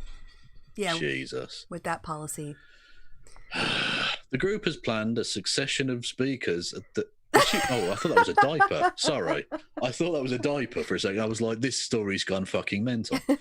The group has planned a succession of speakers at the Monday night meeting, but much of the group became anxious after the issue started gaining media attention. This is so strange. They intend to continue to push for the policy changes, irrespective of Officer Ryder's employment position, but they insist they need more time to finalise the precise policy language so that it is more polished for public presentation. Did we just make a stupid mistake? Yeah, they didn't realise they were going to be mocked by people because this is an awful fucking thing. While the meeting was being conducted inside of Town Hall, a pro-police group was rallying support outside, marching down Delaware Avenue to the police department headquarters on Sheridan Drive. The town board meeting raised more questions than answers. Well, that's a random thing. Someone says underneath, what the hell is wrong with people today? I can't believe what I'm reading here. They're advocating for departmental policy changes that would allow officers to receive sexual gratuities as long as they're not coerced. Is the city full of horny whores? Ooh. Ooh. That took a turn in the wrong direction at the end there. I thought it said horny whites. Oh, I suppose it could say horny whites. Technically, yes, that's true. Horny wines, whales. Yeah. It could be a lot of different things. But I presume because it's blanked out, it would be whores. Yes, is what I'm going with. And I like the fact that he's capitalised it. At least he's been respectful. Well, that's why I thought he was using the new media standard of capitalizing white and black. No. I think this person I think understands that this is a bad thing, but he's also still a bit of a sexist. Yeah. Which is an odd combination of things, but there we go. I thought that was a diaper when I first saw it, and I was like, this story went to a different place. Completely. Okay. COVID shields. Oh, it's all the local politics. I just have to say, backstabbing and all sorts. Yeah, if I was a member of the paramedics unit, the EMT unit, and my picture, like a picture of our group, was just put into a story about sexual favors and going, do you think they'll get blowjobs too? I would be like, hey, leave me out of your shit. Whoa. Well, this was just supposed to be like an advertisement for the local health board. What the fuck's going on here? Why are you using a stock photo in your sex stories? Now all of a sudden we're like, would it be okay for these people to sexually abuse patients? No. Whoa. Calm. Anyway, so that's a thing. That's the thing that happened in the world. That's a thing that happened in Buffalo, which just goes to show, don't go to Buffalo. It's weird. It's weird, and there's nothing there. It's also strange that it's being led by a group of women. Well, not just that, but they're calling themselves a women's group, and they're like, yeah, we do want to put in some laws that would make it very easy for police to rape people. Yeah. Like, there's no other. There's no other. Yeah, it's awful. Yeah. Okay. Yeah, so what else have you got? Sorry, I'm glad we kind of went down the rabbit hole because I could not move on from that. Okay, we'll go back to Sleeping Goat. Oh, thank you. That's better now. Yeah. I can focus on Sleeping Goat. Bum. Oh, yeah? Another prick bites the dust. Nice. In Bentonville, Arkansas. Oh, I missed this one. Yeah, that's right. I'm pronouncing it this one. It's Arkansas, okay? Dickheads. Anyway, crew removed Confederate monument, and they did. Yeah, awesome. It was a generic one. It's not like of a person. It's just like our boys in grey bullshit. A generic traitor. Anyway, yeah, this was a very confusing and, I'll be honest, slightly disturbing image. Stop by in for WAP, warm appetizing pizza, but then the pizza's got tits and an arse. Oh, that is weird. I was okay with that. I looked at it's an anthropomorphized, sexy, slutty pizza. Ew. And I don't know what to do with that. As an image, really. Yeah, because it looks like I'm kind of disgusted and a little bit horny and a little bit hungry, which is an odd combination of things to be. So, yeah, I don't think that had the effect they were looking for. No, but I mean, I suppose it's advertising. well, for Bud Light, not for the actual restaurant. Anyway, yeah, this was just fucking weird. Donald Trump Yes. retweeting this nonsense from Cat Turd. The account called Cat Turd.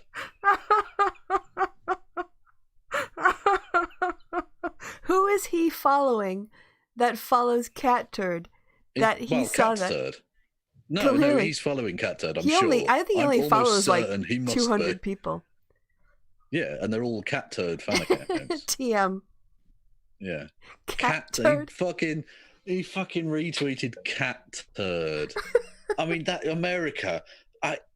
There were lots of really awful people in the past, but at least they were like vaguely sensible people who were president. Like, now you've got, I don't know, even at his most craven, I don't think like Warren G. Harding would have been retweeting Cat Turd. No, or Andy No, or who else is he tweeting? Yeah. Tim Pool. Oh, fucking Ian Miles Chung. Yes. Jesus. I mean, really, the kind of people that we laugh at for YouTube drama, he's retweeting. This was interesting. PragerU, who are stupid, put out fact: slavery has existed in every culture in the world, and that is a fact. Yeah, it has. That is true. Right. It was practiced by Greeks, Romans, Africans, Native Americans, Chinese, Indians. The US, however, fought a civil war to end slavery. No, lots of these other places just got rid of it or stopped existing. Yeah. So why does the left single out America for the evils of slavery? To which this person responds, it's almost as if people talk about the country they live in more than others. Yeah, exactly. Because we're still living with the evils of slavery? Yeah. I don't know that me calling out the ancient Greeks is really going to do a lot anymore. And like, I'm just going to sit here and go, Plato, you were fine with slavery, you prick. Like, it doesn't mean anything, does it? They're not around anymore. I mean, I don't know, I have to say, honestly, about anything other than Greek or Roman slavery. But in those societies, you could be at various levels in society. Like, you could be a doctor and be a slave. You could be literate. Yeah. You could buy your freedom. You could win your freedom. Yeah, you could go from being a slave to being a citizen. That happened in ancient Rome. Yes. It was a thing you could do. Now, that doesn't make it okay or like, it was kind of okay. But you can't compare it to American slavery. It's not it's not the same thing at all. Like, and not just that, but literally you had situations where slaves owned slaves. So slaves had property rights of some kind in ancient Rome, whereas they didn't, even to their own children. And their children were not born into slavery. If you were a slave, your child isn't necessarily the owner of the property of your master in Roman slavery, from my understanding.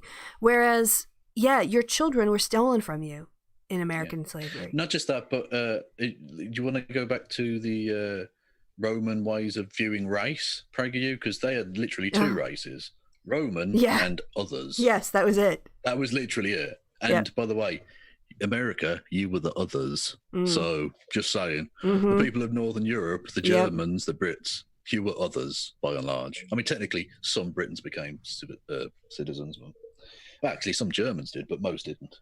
Yeah. So no, you can't. They're just so ignorant. No, this is the kind of white. This is basically a defense of white supremacy. It's equating it with historical slavery, and why do we have to feel bad about something that so many people did? Other people did slavery, it's fine that we did some slavery too. Yeah. No, it's wrong. And I'm not saying, this is so odd. Why do you have to defend any form of slavery? Yes. It's just weird. Why have you wrapped up your worth? Like, there are loads of really cool things you can celebrate about America, not the slavery bit or the Civil War bit, because most other countries just went, should we stop doing some slavery? Yeah, go on then. And that was it. They didn't have to fight the most bloody civil war in the nation's history to do it. So that's not a good thing. It meant that a third of your nation, whatever, decided, no, we'd rather have internecine bloodletting on an almost unthinkable scale before we give up slavery. We're willing to die We're willing to die to continue owning people. Yeah. Like, we will fight you for our white supremacist system. Kristi, states' rights. States' rights to allow white people to own people. Well, yeah, but that's still states' rights. Don't forget the start of the sentence. Yeah. I know you want to focus on the last bit, the terrible human rights abuse at the end of the sentence. Yeah. Don't forget the entirely pointless beginning of the sentence, though. Right. So, do you want to see the most evil thing in the history of the world? Besides me? crazy smiley face in a volcano. Let's see it. I can see the. Yeah, I can. Yeah. That's that. Yeah, that's gonna eat people. It's like seeing Jesus in a cat's butt. Indeed. Now, I have to say, some people will say the thing you're about to see here is enormously anti-Semitic, and that Rouge Fee tweeting out and Rick Wiles having said it are both anti-Semitic scum, and that's true. But also, I'm going to do the joke where I pretend that it's actually real because I'm part of the secret Jewish plot. So, okay, that's coming up. All right, so just notice. If the police won't defend us, then we have to defend ourselves.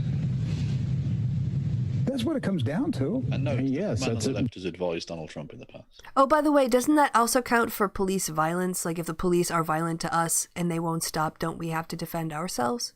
Well, it's not being violent to Rick Wiles. It's fine. Oh, it's right. Brown people. Right, when it's brown people and black people, yeah. Yeah. What's going to happen? But I get the feeling that that people on the left are waiting for us to take that bait.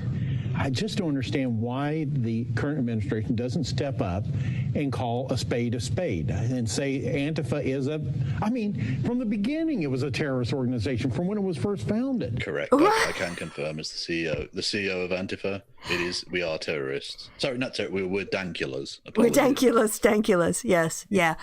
Anti-fascist. That's exactly right, Rick. Yeah, to stop Nazis and fascism, hence anti-fascismus. No, Kristi. Please let Rick Wiles, who again has advised the current president of the United States in the past, let him explain. Oh, okay. With no semblance of a mask anymore. His mask has disintegrated. Okay. It's its purpose. Antifa is a Jewish organization founded in the 30s by Jews. And it's always been a violent organization. It's still funded by Jews today. That's George, the Goyim no, close it down. We'll start again somewhere else. They're on to us. George, they know that me, a secret Jew, and you, an actual Jew, are funding the Antifas. What he's saying is he is against the people who were fighting the fascists. Yeah, he's a Nazi. Yeah. Okay. Yeah. Just get your hood out, or do your goose stepping. What are cats?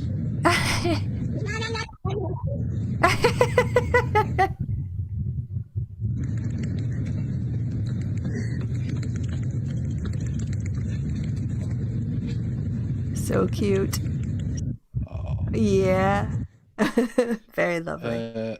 Yeah, this is quite Stalinist in a way, actually. You went to Kenosha, talked a lot of shit, then was angry at Biden for not going to Kenosha. Then when Biden went to Kenosha, he was angry that he went to Kenosha. Of course, because that's what they do on the right. They complain about everything you do. Yeah, because he's full of shit. Anyway, the actual owner of the business that you can see in rubble behind you didn't want to be a part of a Trump photo op. So instead of going, okay, well, we'll just stand in front of the rubble, he got the previous owner, a former owner who no longer owns the place, to stand there pretending like he owned the place. He doesn't care about anything but the optics. Yeah, all he cares about is the optics. Because when the truth comes out the next day, everybody will have moved on. Yeah, all style, no substance. How has democracy lasted this long? I'm starting to wonder. I'm honestly starting to wonder. Said that I'm a socialist, but I'm too pessimistic about humans to think it's possible. Yeah, I genuinely don't think we can manage liberal democracy for more than 100 years at a time without a massive world war or fascists taking over or whatever. So I don't know that socialism, like where we actually coexist peacefully and shit, I don't know if that's possible. I want it to be possible. I desperately want it to be possible. I cannot bring myself to think it is, though. When you look at... Which is depressing. No, it is depressing, because I think for people on the left, we generally see the potential of what our societies could be in terms of freedom and people feeling safe and accepted, and then as a consequence being their best selves, like letting their talent come forward, whatever else. We want to create the conditions that allow people to do that. But reality is we have just by virtue of the distribution, a portion of the population that are sociopaths and who won't wear masks and who are going to be anti-vaxxers. And then they're going to bring a lot of other people with them because it's easier to think that somehow you have magical insight into a much deeper plot than to do things like understand science and medical advice and keep up with things. But to be fair, they do. We just heard Rick Wiles out me and George, so they do understand the secret plot that we, the Jews, are putting together. The Jews I mean, I don't even know exactly who's all the people involved with the initial Antifa movement. But if it was Jews, I totally understand why that would be in Nazi Germany, because it was self-defense. I mean, you should naturally, as a Jewish person, be like, yeah, maybe we should oppose fascism. That doesn't end well certainly for us. I mean, it doesn't really end well for anyone, but it certainly doesn't end well for us. Right. So you'd think that naturally they would be, like, you'd be born as a Jewish person with a certain Antifa blood running through you. Yeah. Also, Tony, if you are technically a sociopath, I know, sorry, there is a spectrum. I'm thinking of people who are more in the completely don't give a fuck part of the spectrum. And then people who are just less susceptible to conspiracy theories as well. So anyway, I took us off track. My apologies. Well, I let bicycles ride over me. I'm a psychopath. You're very welcome. I'm here all week. Yep. Literally, I can't go to work at the moment, so I am here all week. I saw you streaming this Surf's Destiny. You were interrupting a lot, I have to say. Like, there would be 3 words and you would interrupt. But because he kept saying dumb shit.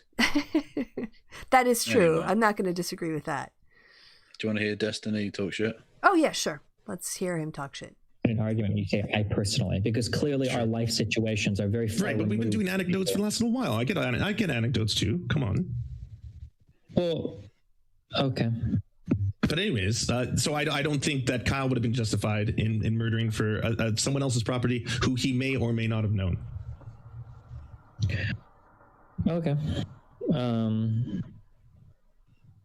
Yeah, I mean, like, there are other hypotheticals that I could test with, but yeah, I guess.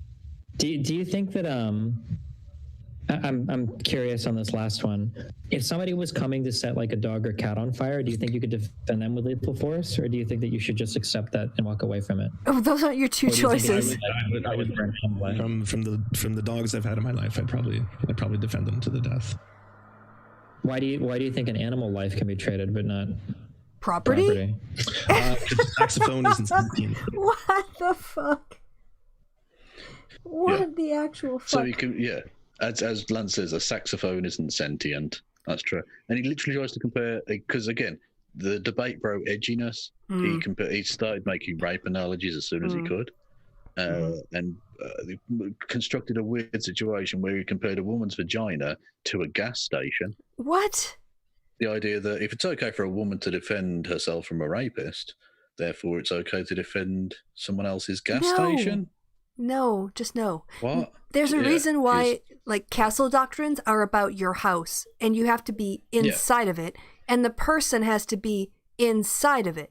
It's not a general property castle doctrine. You can't just, like, go over to your neighbor's house and blow someone away because you think someone's breaking into their house. That's not how it works. So the entire premise of it was stupid. The entire premise of that discussion was dumb. Because then you're just legalizing vigilantism. Yes, and that's not the case. I mean, it here, I mean, he's trying to basically rationalize an emotional reaction. This is what I think is happening. Destiny sees things being set on fire and can empathize. Like, I can certainly see things from the protesters' point of view and how people lose it, especially in the light of systemic, just continued murder after murder after murder. On the other hand, I gotta say, I can also understand with people who just happen to have a business on that street, suddenly their livelihoods are gone. But I'm not going to equate murdering somebody over a gas station in a different state, even if he has some sort of tentative connections. I think you mentioned he might have worked at the gas station or around the Kenosha area. Well, no, he worked as like a lifeguard in the local town or something. Fuck that, that's nothing. You're basically right. That's vigilantism. We don't let people kill over property because we don't want vigilantes. Whereas killing to defend somebody from harm or an animal from being harmed, I mean, that you might not even get off with killing someone for like hitting your dog. I don't think that's the case. But yeah, when it comes to human beings, that's a completely different moral standard. And I don't understand like how Destiny managed to make such bad arguments on that and just look so bad. Yeah, exactly. This is the great debater, is it, Destiny? Well, I said there were two instances where I might defend with my own life private property. That would be my own, in my own house, which technically would be to defend myself, but I would go downstairs. Like, I wouldn't stay upstairs and wait for them. Right. So, Lure them in. In that instance, but that's my own house, so that's, I think, fine. And the other example was, I mean, Destiny literally brings up Kristallnacht. Yeah, I saw you. Edgy debate bro stuff. And I said, well, I think it would be okay to defend the private property of Jewish people against Nazi state repression. Because again, even though you're protecting like a Jewish shop, you're actually protecting Jewish people. Is the point. Their existence is being threatened. Yeah, it's from the state or from like a political party. It's or with ties to the state, not just individual protesters in that situation as well. You're not simply protecting one person from another. You're protecting them from the power of political actors. So again, not comparable because you couldn't like take the Nazi party to court per se. This is. I mean, the streets are going crazy. I prefer these kinds of fights. Yeah. Yeah. This kind of rioting is just unacceptable. Yeah. Anyway, chubby kitten. Oh, look at so look at the cute. fat belly on that. Yes. Oh, shaped like a football. Anyway, this amused me. I covered this on the show. Tory MP put a thing out, and I just like the phrase "Scottish Tory six-chip twat." Can you wait? You have to explain that a bit more. He put out. Oh God, I'll go on to the thing again. I did this on the show yesterday, so I'm sort of bored with it. But I forget, like, most people didn't watch that. You fucking dickheads. Anyway, he tried to be like, I'm a common man of the people, fish and chips. And he put out the poshest looking fish and chips ever. With these 6 chips. Like, that's not fish and chips, that's a joke. And look, flakes of sea salt on his fish. That is a conference dinner. Anyway. That is a conference dinner right there. Well, not just that, but it's got the House of Commons thing on the plate, so presumably he's in a restaurant in the House of Commons, which would make sense. He's a member of Parliament; he has to eat. Yeah, but even so, you could get the poshest fish and chips that's ever existed. Well, I mean, you could go to kind of like a rustic but upper scale kind of place where they do 3 times fried potato crisps or whatever chips. Yeah, and get that kind of presentation, but. Yeah. Okay. So anyway, that was the picture.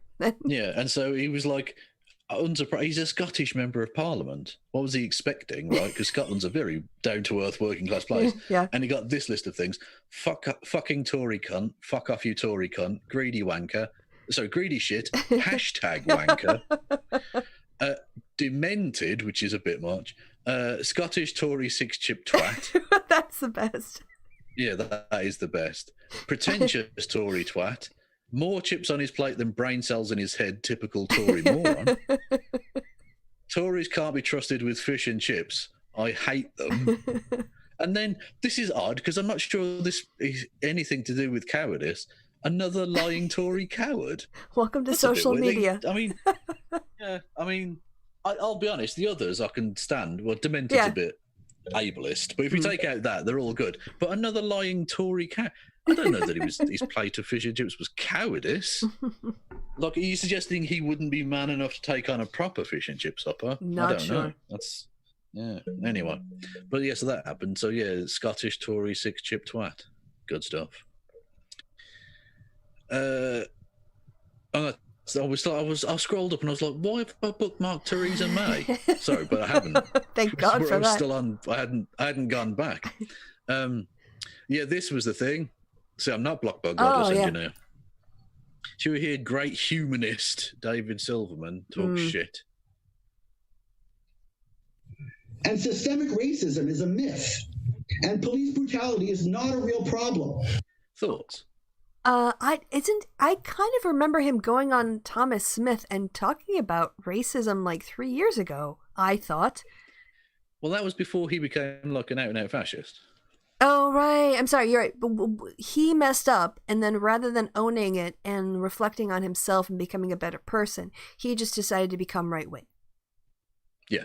Oh, okay. Yeah, that's easier. That's the refuge of the angry, in denial white man who can't actually accept the equality that he pretended to advocate But he knows for. how the tides work, so we should all be cool with him. And I don't get upset when felons get the shit kicked out of them by cops. I don't care when a felon gets the shit kicked out of them by cops. Especially when they're reaching for a gun. Especially when they're a dangerous criminal. Especially when they got multiple felonies. I've got more shit to worry about than that. And considering you should be a felon for the things you've done. Yeah. It's very easy, isn't it, in your privileged position, David? Wow. Yeah, basically what he's saying is he is fine with random police brutality because he's just going to assume that whoever the police go after must be guilty. Otherwise, they wouldn't have attracted the attention of the police because that could never be abused. No. He's not going to say, hey, you know, the Constitution has rules against like cruel and unusual punishment and standards of justice and a trial by jury and a speedy trial and all these things. But this is for black people. Don't be silly. Yeah. But cops taking down criminals is racism. It's just ridiculous, Dave. It's just ridiculous to look at George Floyd and say, aha, racism. It's ridiculous. George Floyd was human garbage. Wow. It's not such a terrible thing that he's dead. Jesus. Let's just say that. Wow. Jesus. Yeah. Yeah, even David Smalley is like, wow. Yeah. George Floyd, because he was a person who did things we don't like, he was okay with him being tortured to death in the street? Hey, you know, David Silverman, I think you're human garbage. Where does that... Well, by the transitive property of David's logic here, that means the police should be able to go and choke him out. Yeah. That's fine. Apparently, he'd be okay with that. He'd be absolutely okay with that. Just go and beat the shit out of him and choke him to death, according to David's own logic, if that were just on correct. A suspicion. It isn't. Exactly, yeah. It isn't correct. He is garbage, so he wouldn't know that. You know, you would think that someone who complains that accusations were made against him that weren't true would have a bit more sympathy with people who have been accused of like, oh yeah, I thought they tried to pass a counterfeit bill. Maybe you could extend that charity of presumption of innocence until you see evidence to the contrary. No. You give benefit of the doubt to white folks, rich, educated white people. Right. But black people are like not real people, so you don't, do you? I think that's the logic of David here. Black people don't deserve to be given consideration or indeed human rights. He makes me want to spit. Like I want to just get the scum that he's left in my brain, and I can't.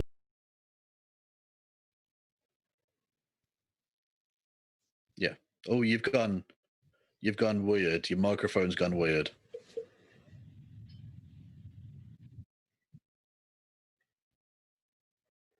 Hold on, let me reconnect. There you go. You're back. Yep. You went weird and distant. Yep, I think there was just, I don't know why. Hopefully I wasn't like that the whole time, but I think I'm back now and it's better. No, it's fine. Like, we could still hear you, but it sounded like you'd moved 6 feet further away from the microphone. It was very strange. I was back here. Yeah. Yeah, it was just, I don't know why. I haven't moved anything, but my mic just sort of moved. Anyway. Well, should we try and round out this clip? Oh, maybe it was when I leaned over to mock spit. Yeah, I was so angry I broke my mic. Exactly. Felon. He held a gun to a woman's stomach, a pregnant woman's stomach, while they ransacked her home. Yeah, I know. And then, I don't fucking care. Yeah, but he did prison time for that, though, right? Yeah, he did a lot of prison time, but then he was back out again. Right. Oh, you mean he paid his debt to society? You should never. Yeah. So, I mean, the justice system that you seem to put so much faith in, that you're allowing them to murder people, David, but not to assign sentences based on the severity and type of crime, and therefore allow a person out. If you commit a crime that David doesn't like, you should be in prison forever. Yeah.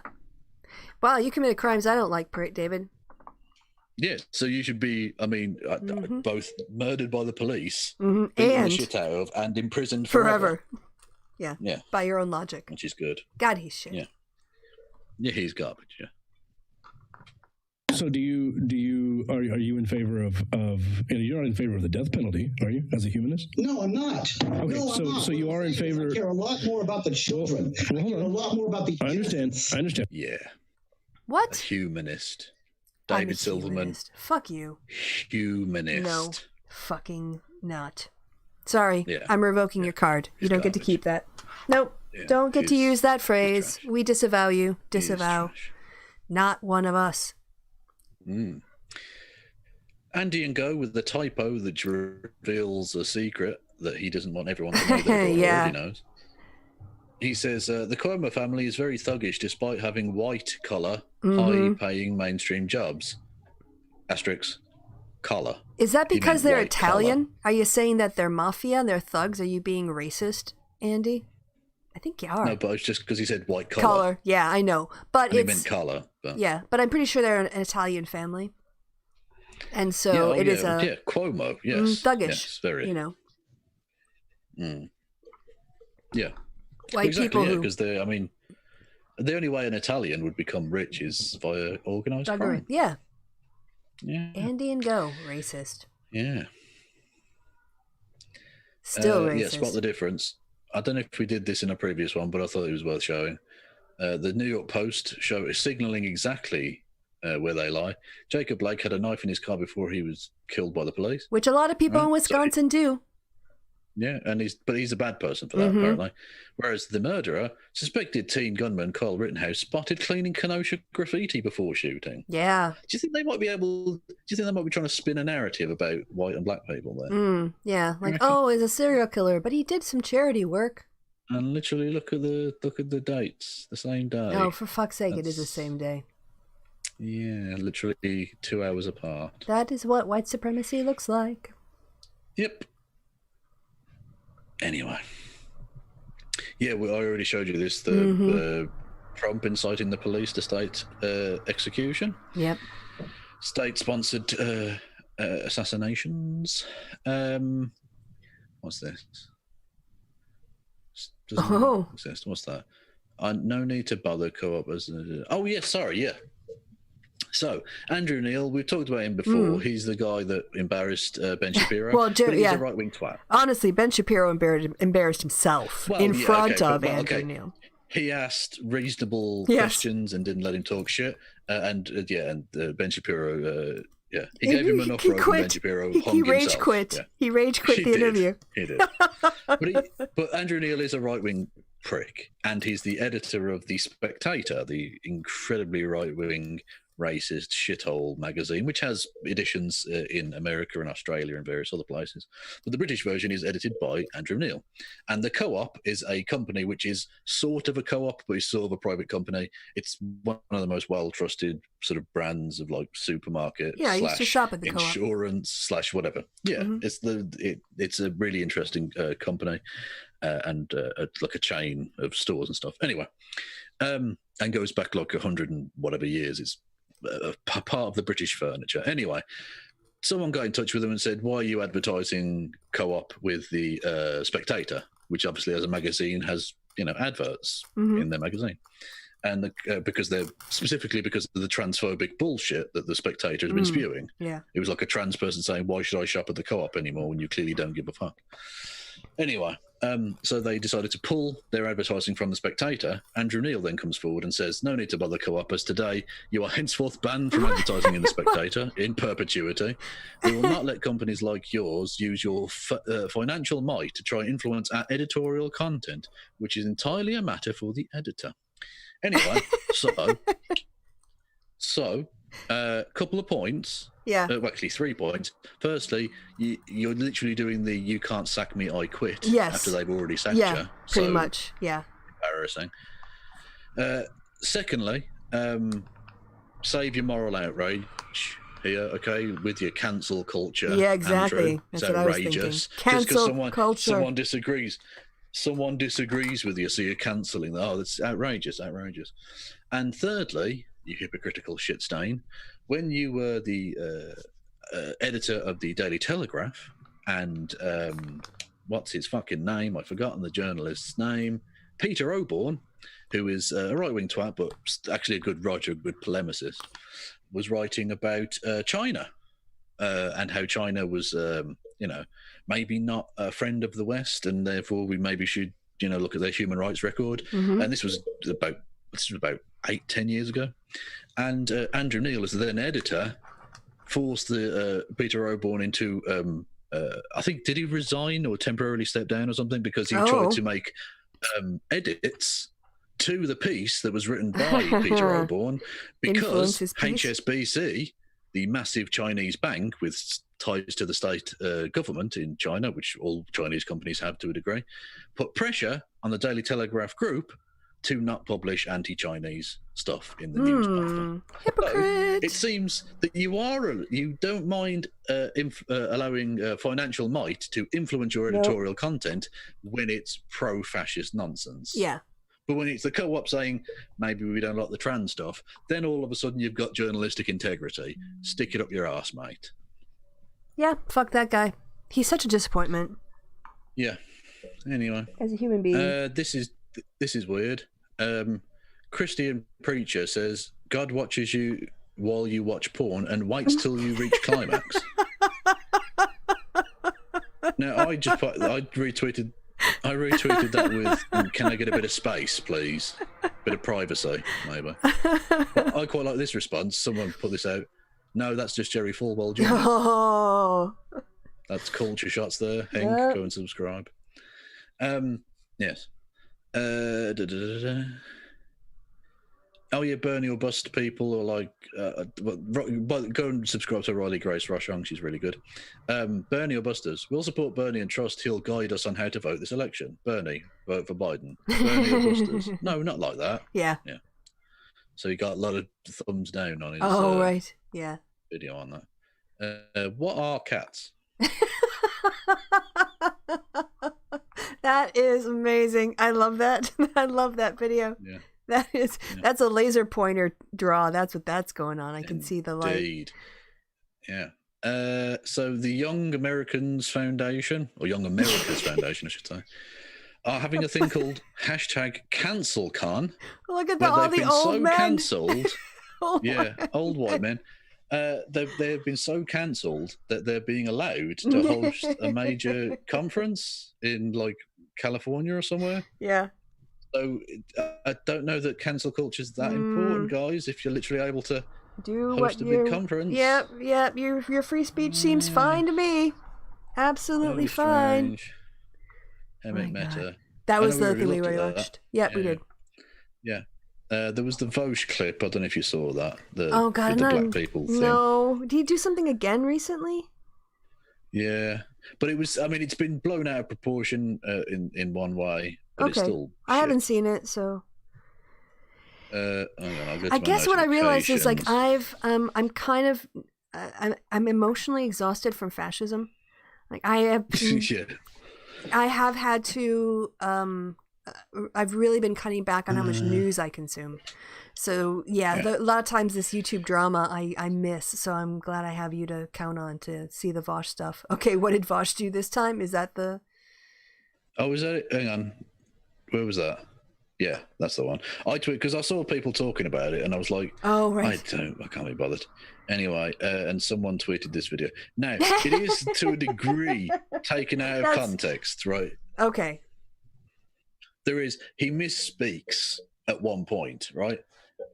He means to say black conservative women in America and doesn't. But it's still a bit shit. Eyebrow raising? Okay. Yeah, it's a bit gross. Okay. Joe Biden believes we can't think for ourselves, that the color of someone's skin dictates their political views. All right, here's my theory. There is exactly one black woman who's voting Republican, and it's Candace Owens, and she has a cloning facility somewhere. Because every single motherfucking black woman in America talks the exact same way. The exact same fucking way, okay? All right. Holy shit. Even if I add black conservative... All, they all do that with their hair. Sorry. I've never seen a... Even if he said black conservative women talks exactly the same way, not better. Not better. I think it's better. Oh, no, not better is not the right word. It's less horrifically racist and misogynist because it's adding in the fact that it's like a political messaging that's being sent by these people. It's still gross. I'm not going to defend it. I'm just adding that as, because he does, to be fair, the clipping of this ignores that, like, because I did go and watch the thing, or this section of it was like a fucking 4-hour stream. I'm not watching that. And after this, he really, the understandably, even his own chat are like, dude, that's fucked up. What the fuck are you doing? Yeah. And he goes, what did I say? And eventually they realize that, he realizes the mistake and goes, oh no, I meant black conservative women, and explains like that they're doing the Candace Owens shtick, that they're following the same script, basically, is the point he's trying to make. Which is still, like I say, it's still gross and gets worse because he has a go at the way she looks, which is not ideal. Not that I want to rescue Vosh, but let me just say, if he would have contextualized it with, if you look at Fox News and you look at the way that they always have women anchors, for all of their shows, they have similar hair, they have certain clothing, they all have to wear a skirt above the knee, and they all have to talk in a sort of certain way and speak with a certain language. I see parallels with that and this. I don't think it's necessarily just conservative black women. I think it's conservative women. I think there's like a finishing school that Phyllis Schlafly must have invented when she did Eagle Forum to stop the ERA, where maybe it's the evangelical tradition or whatever, in some parts of Christianity. But yeah, they have a brand, and they basically all try to fit themselves into that mold. That's a valid critique. But just saying she sounds like Candace Owens because Candace Owens is black and she's black, no. I can't do that one. Yeah, it's not good. Yeah. A black woman repping Republicans who had kinky hair. Second of all, to gone are the days where the Democrats will keep us on their plantation. It's the exact same shit every time. Well, that's true. Cities, but the hair thing was not necessary. And deliver real results. Yeah. President Trump is bringing this country back roaring. He's bringing the American spirit to life for all Americans. So I'm asking you to help President Trump. You might want to check that clip. Wait, what's the issue? Wait, why am I getting weird? Wait, what did I say? Joe Biden believes... Because even his fans go fucking mental about that, because obviously, without the conservative element of it, it just sounds like just... Yeah. Sexism, she's black. Racism. Yeah. Candace Owens is black. All these black women sound the same. Yeah, that's pretty much how it sounded. I mean, that exact quote, every single motherfucking black woman in America talks exactly the same way. It is really racist. Yeah. And honestly, adding conservative in there doesn't really help. I think that he needs to... Yeah. I think it I know that, well, yeah, when we can agree to disagree. I mean, that's not, we're quibbling at this point about the degree of the racism. It's still shit. Don't anyone get it twisted. I still think this is a really shitty thing to say, but I think adding that context in it makes it more about politics and less specifically about race and gender. I think it is still kind of about that. Yeah, I think if he would have used what I said about Fox News and that conservative brand of woman, Ivanka Trump does it, Melania tries to, all that kind of stuff. Yeah. It's packaging. It's not about these women or even Candace Owens. She is working with a white model of conservative womanhood. Yeah. Well, exactly. If he just said like all black conservative women grifters talk the same. Yeah, because that would be an accurate assessment, because that's literally saying that they're like using the same rhetoric. They are all singing from the same hymn sheet. Yeah. So so that's just the thing that happened. Okay. It's pretty. Nice. Yeah. It's icky. Yeah. Oh well. Anyway, I'm done. Okay. Yeah. Well, I'm glad you are. I'm not. No, I'm kidding. I don't do that. It was a kind of a sex joke. Yeah, that's the end of the show, I think. Unless we want to preview a little bit of the movie review we've got coming up. You want to? Oh, that's the greatest movie ever. Yeah, we didn't just watch the movie, we watched the director's commentary thing on it. We spent like 3 hours. Oh my God. What was worse, the commentary, the sequel, or the original? The commentary, because I was always under the impression that the director knew it was shit. But he genuinely seems to think it's good.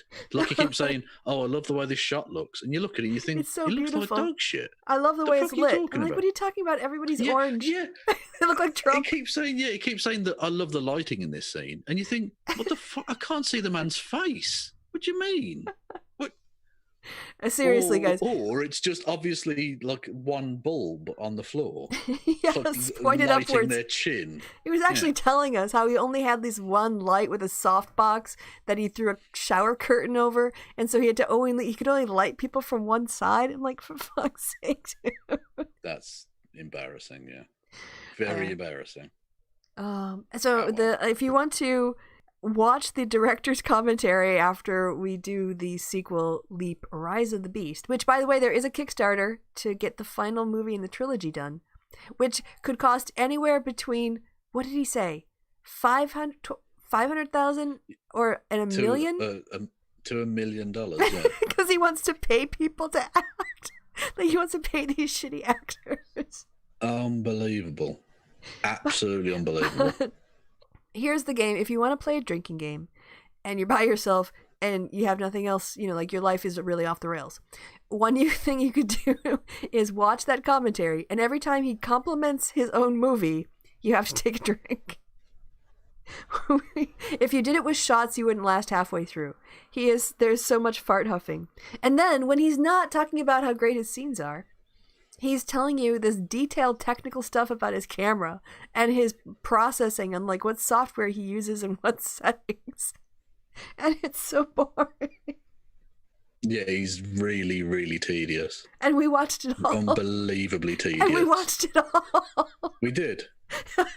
That's on us. That's on us. I guess we're looking for. Do you want to make a recommendation for the next movie? Because you recommended White Chicks, then the chat recommended Zardoz, then I recommended Leap, then we went down the Leap rabbit hole. Are there any movies? Oh, okay. The Godfather is shit. No, it doesn't work like that. Spicy take. If you don't have something, I'm going to recommend International Gorillas. I know we still have to do Iron Sky. Okay, yeah. International Gorillas, whatever. I don't care. I'll watch any old shit.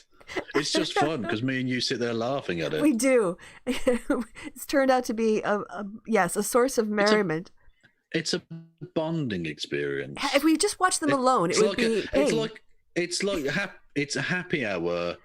Get to know each other. Retreat time. Yeah, it's team building. Yeah, it's a team building exercise for the happy hour. 99. It never looked better on you.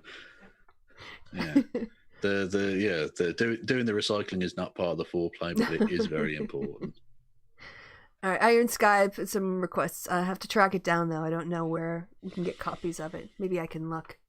Oh, I haven't shared my screen with you yet. I'm sorry. I was so relaxed. I wasn't looking. Yeah, that's okay. I wasn't. You never do. I've been checking my Twitter. Yeah, or if you're not watching sports, you're checking Twitter. Yeah. Tron Sky? That's not going to work.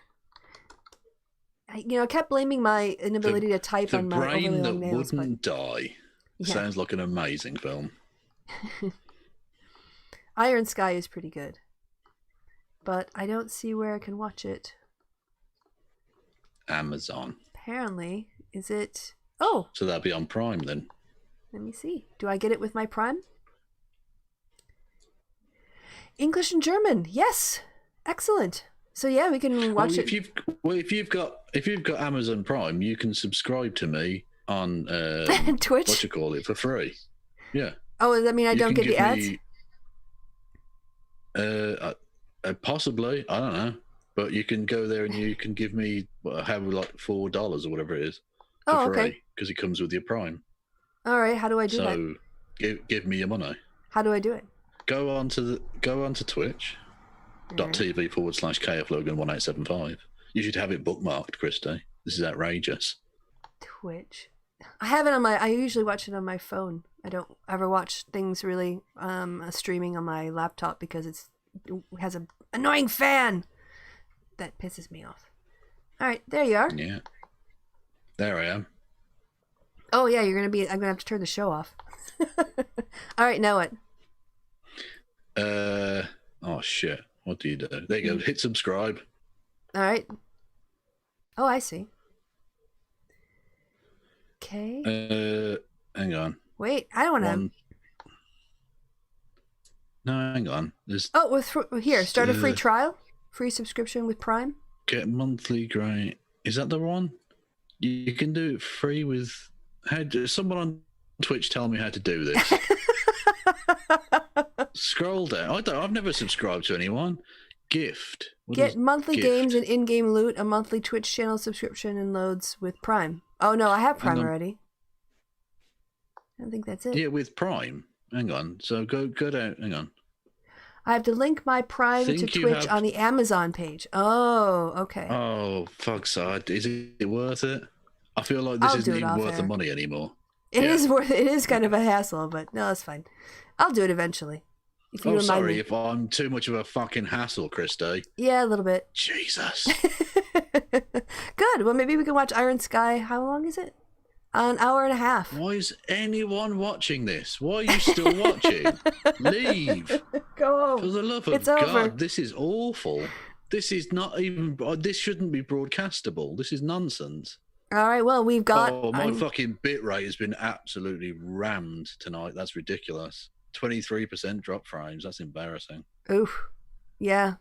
Yeah, bad times. Figure out why sometimes it's 100% and other times it's shit. Yeah. I went through a whole 2-hour stream without any interruptions. Perfect yesterday. At exactly the same time. It's perfect. And Friday, rubbish. Maybe check what other programs you're running. Yeah. But anyway, this is really getting boring talk. All right. So we're going to do our review probably next episode. Otherwise it's going to drift from our minds. We'll go on YouTube because it's on YouTube. If you're hosting, then you'll have to wait until I host next and then host it afterwards. Well, no, couldn't you? Oh, right. Because I have to do it. We might have to double up on mine. You have to double up on me.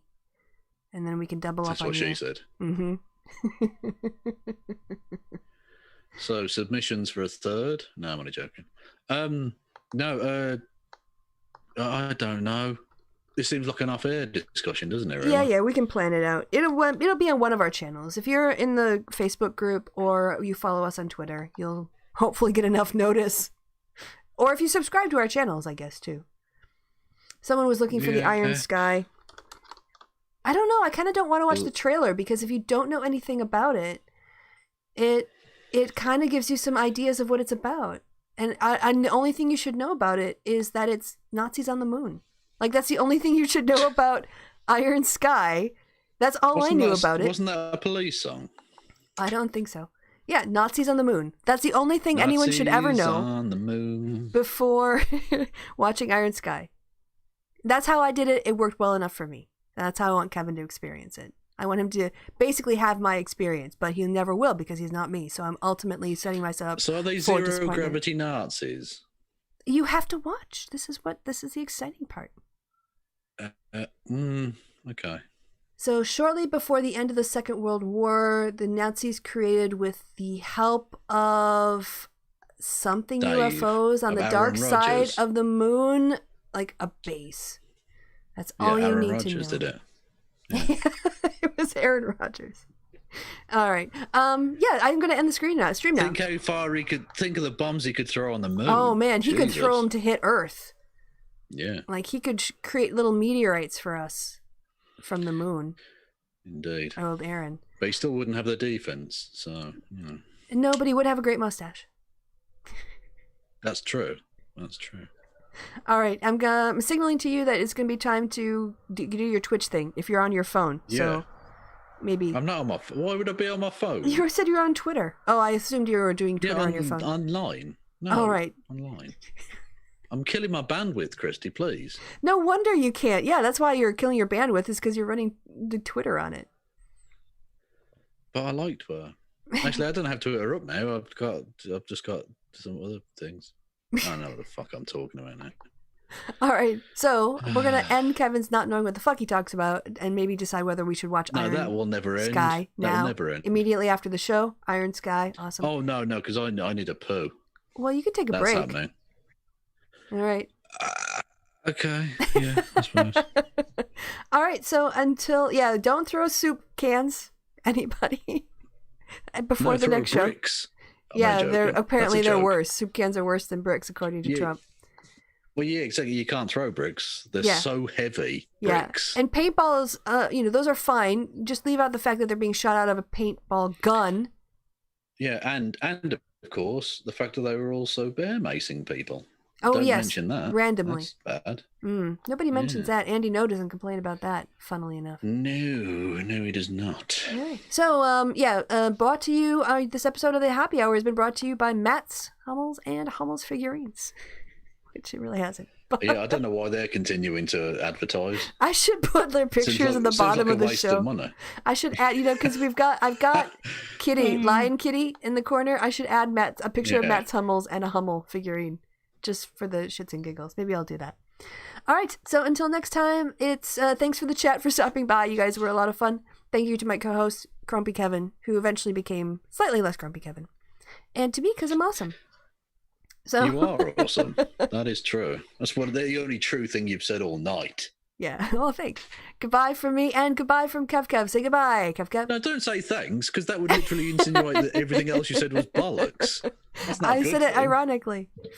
We drop a lot of knowledge on this show. Yeah, we're pretty good about mostly facts, and also tracking down the League of Women Suburban Voters who want to give out free blowjobs, apparently. Right. Yeah, which is a weird thing to campaign for, but there we go. There we go. Welcome to New York State. All right, so goodbye from me and goodbye from the Kevster. Say goodbye, Kevster. Goodbye, Kevster. Hey, you did the bit. I did the bit.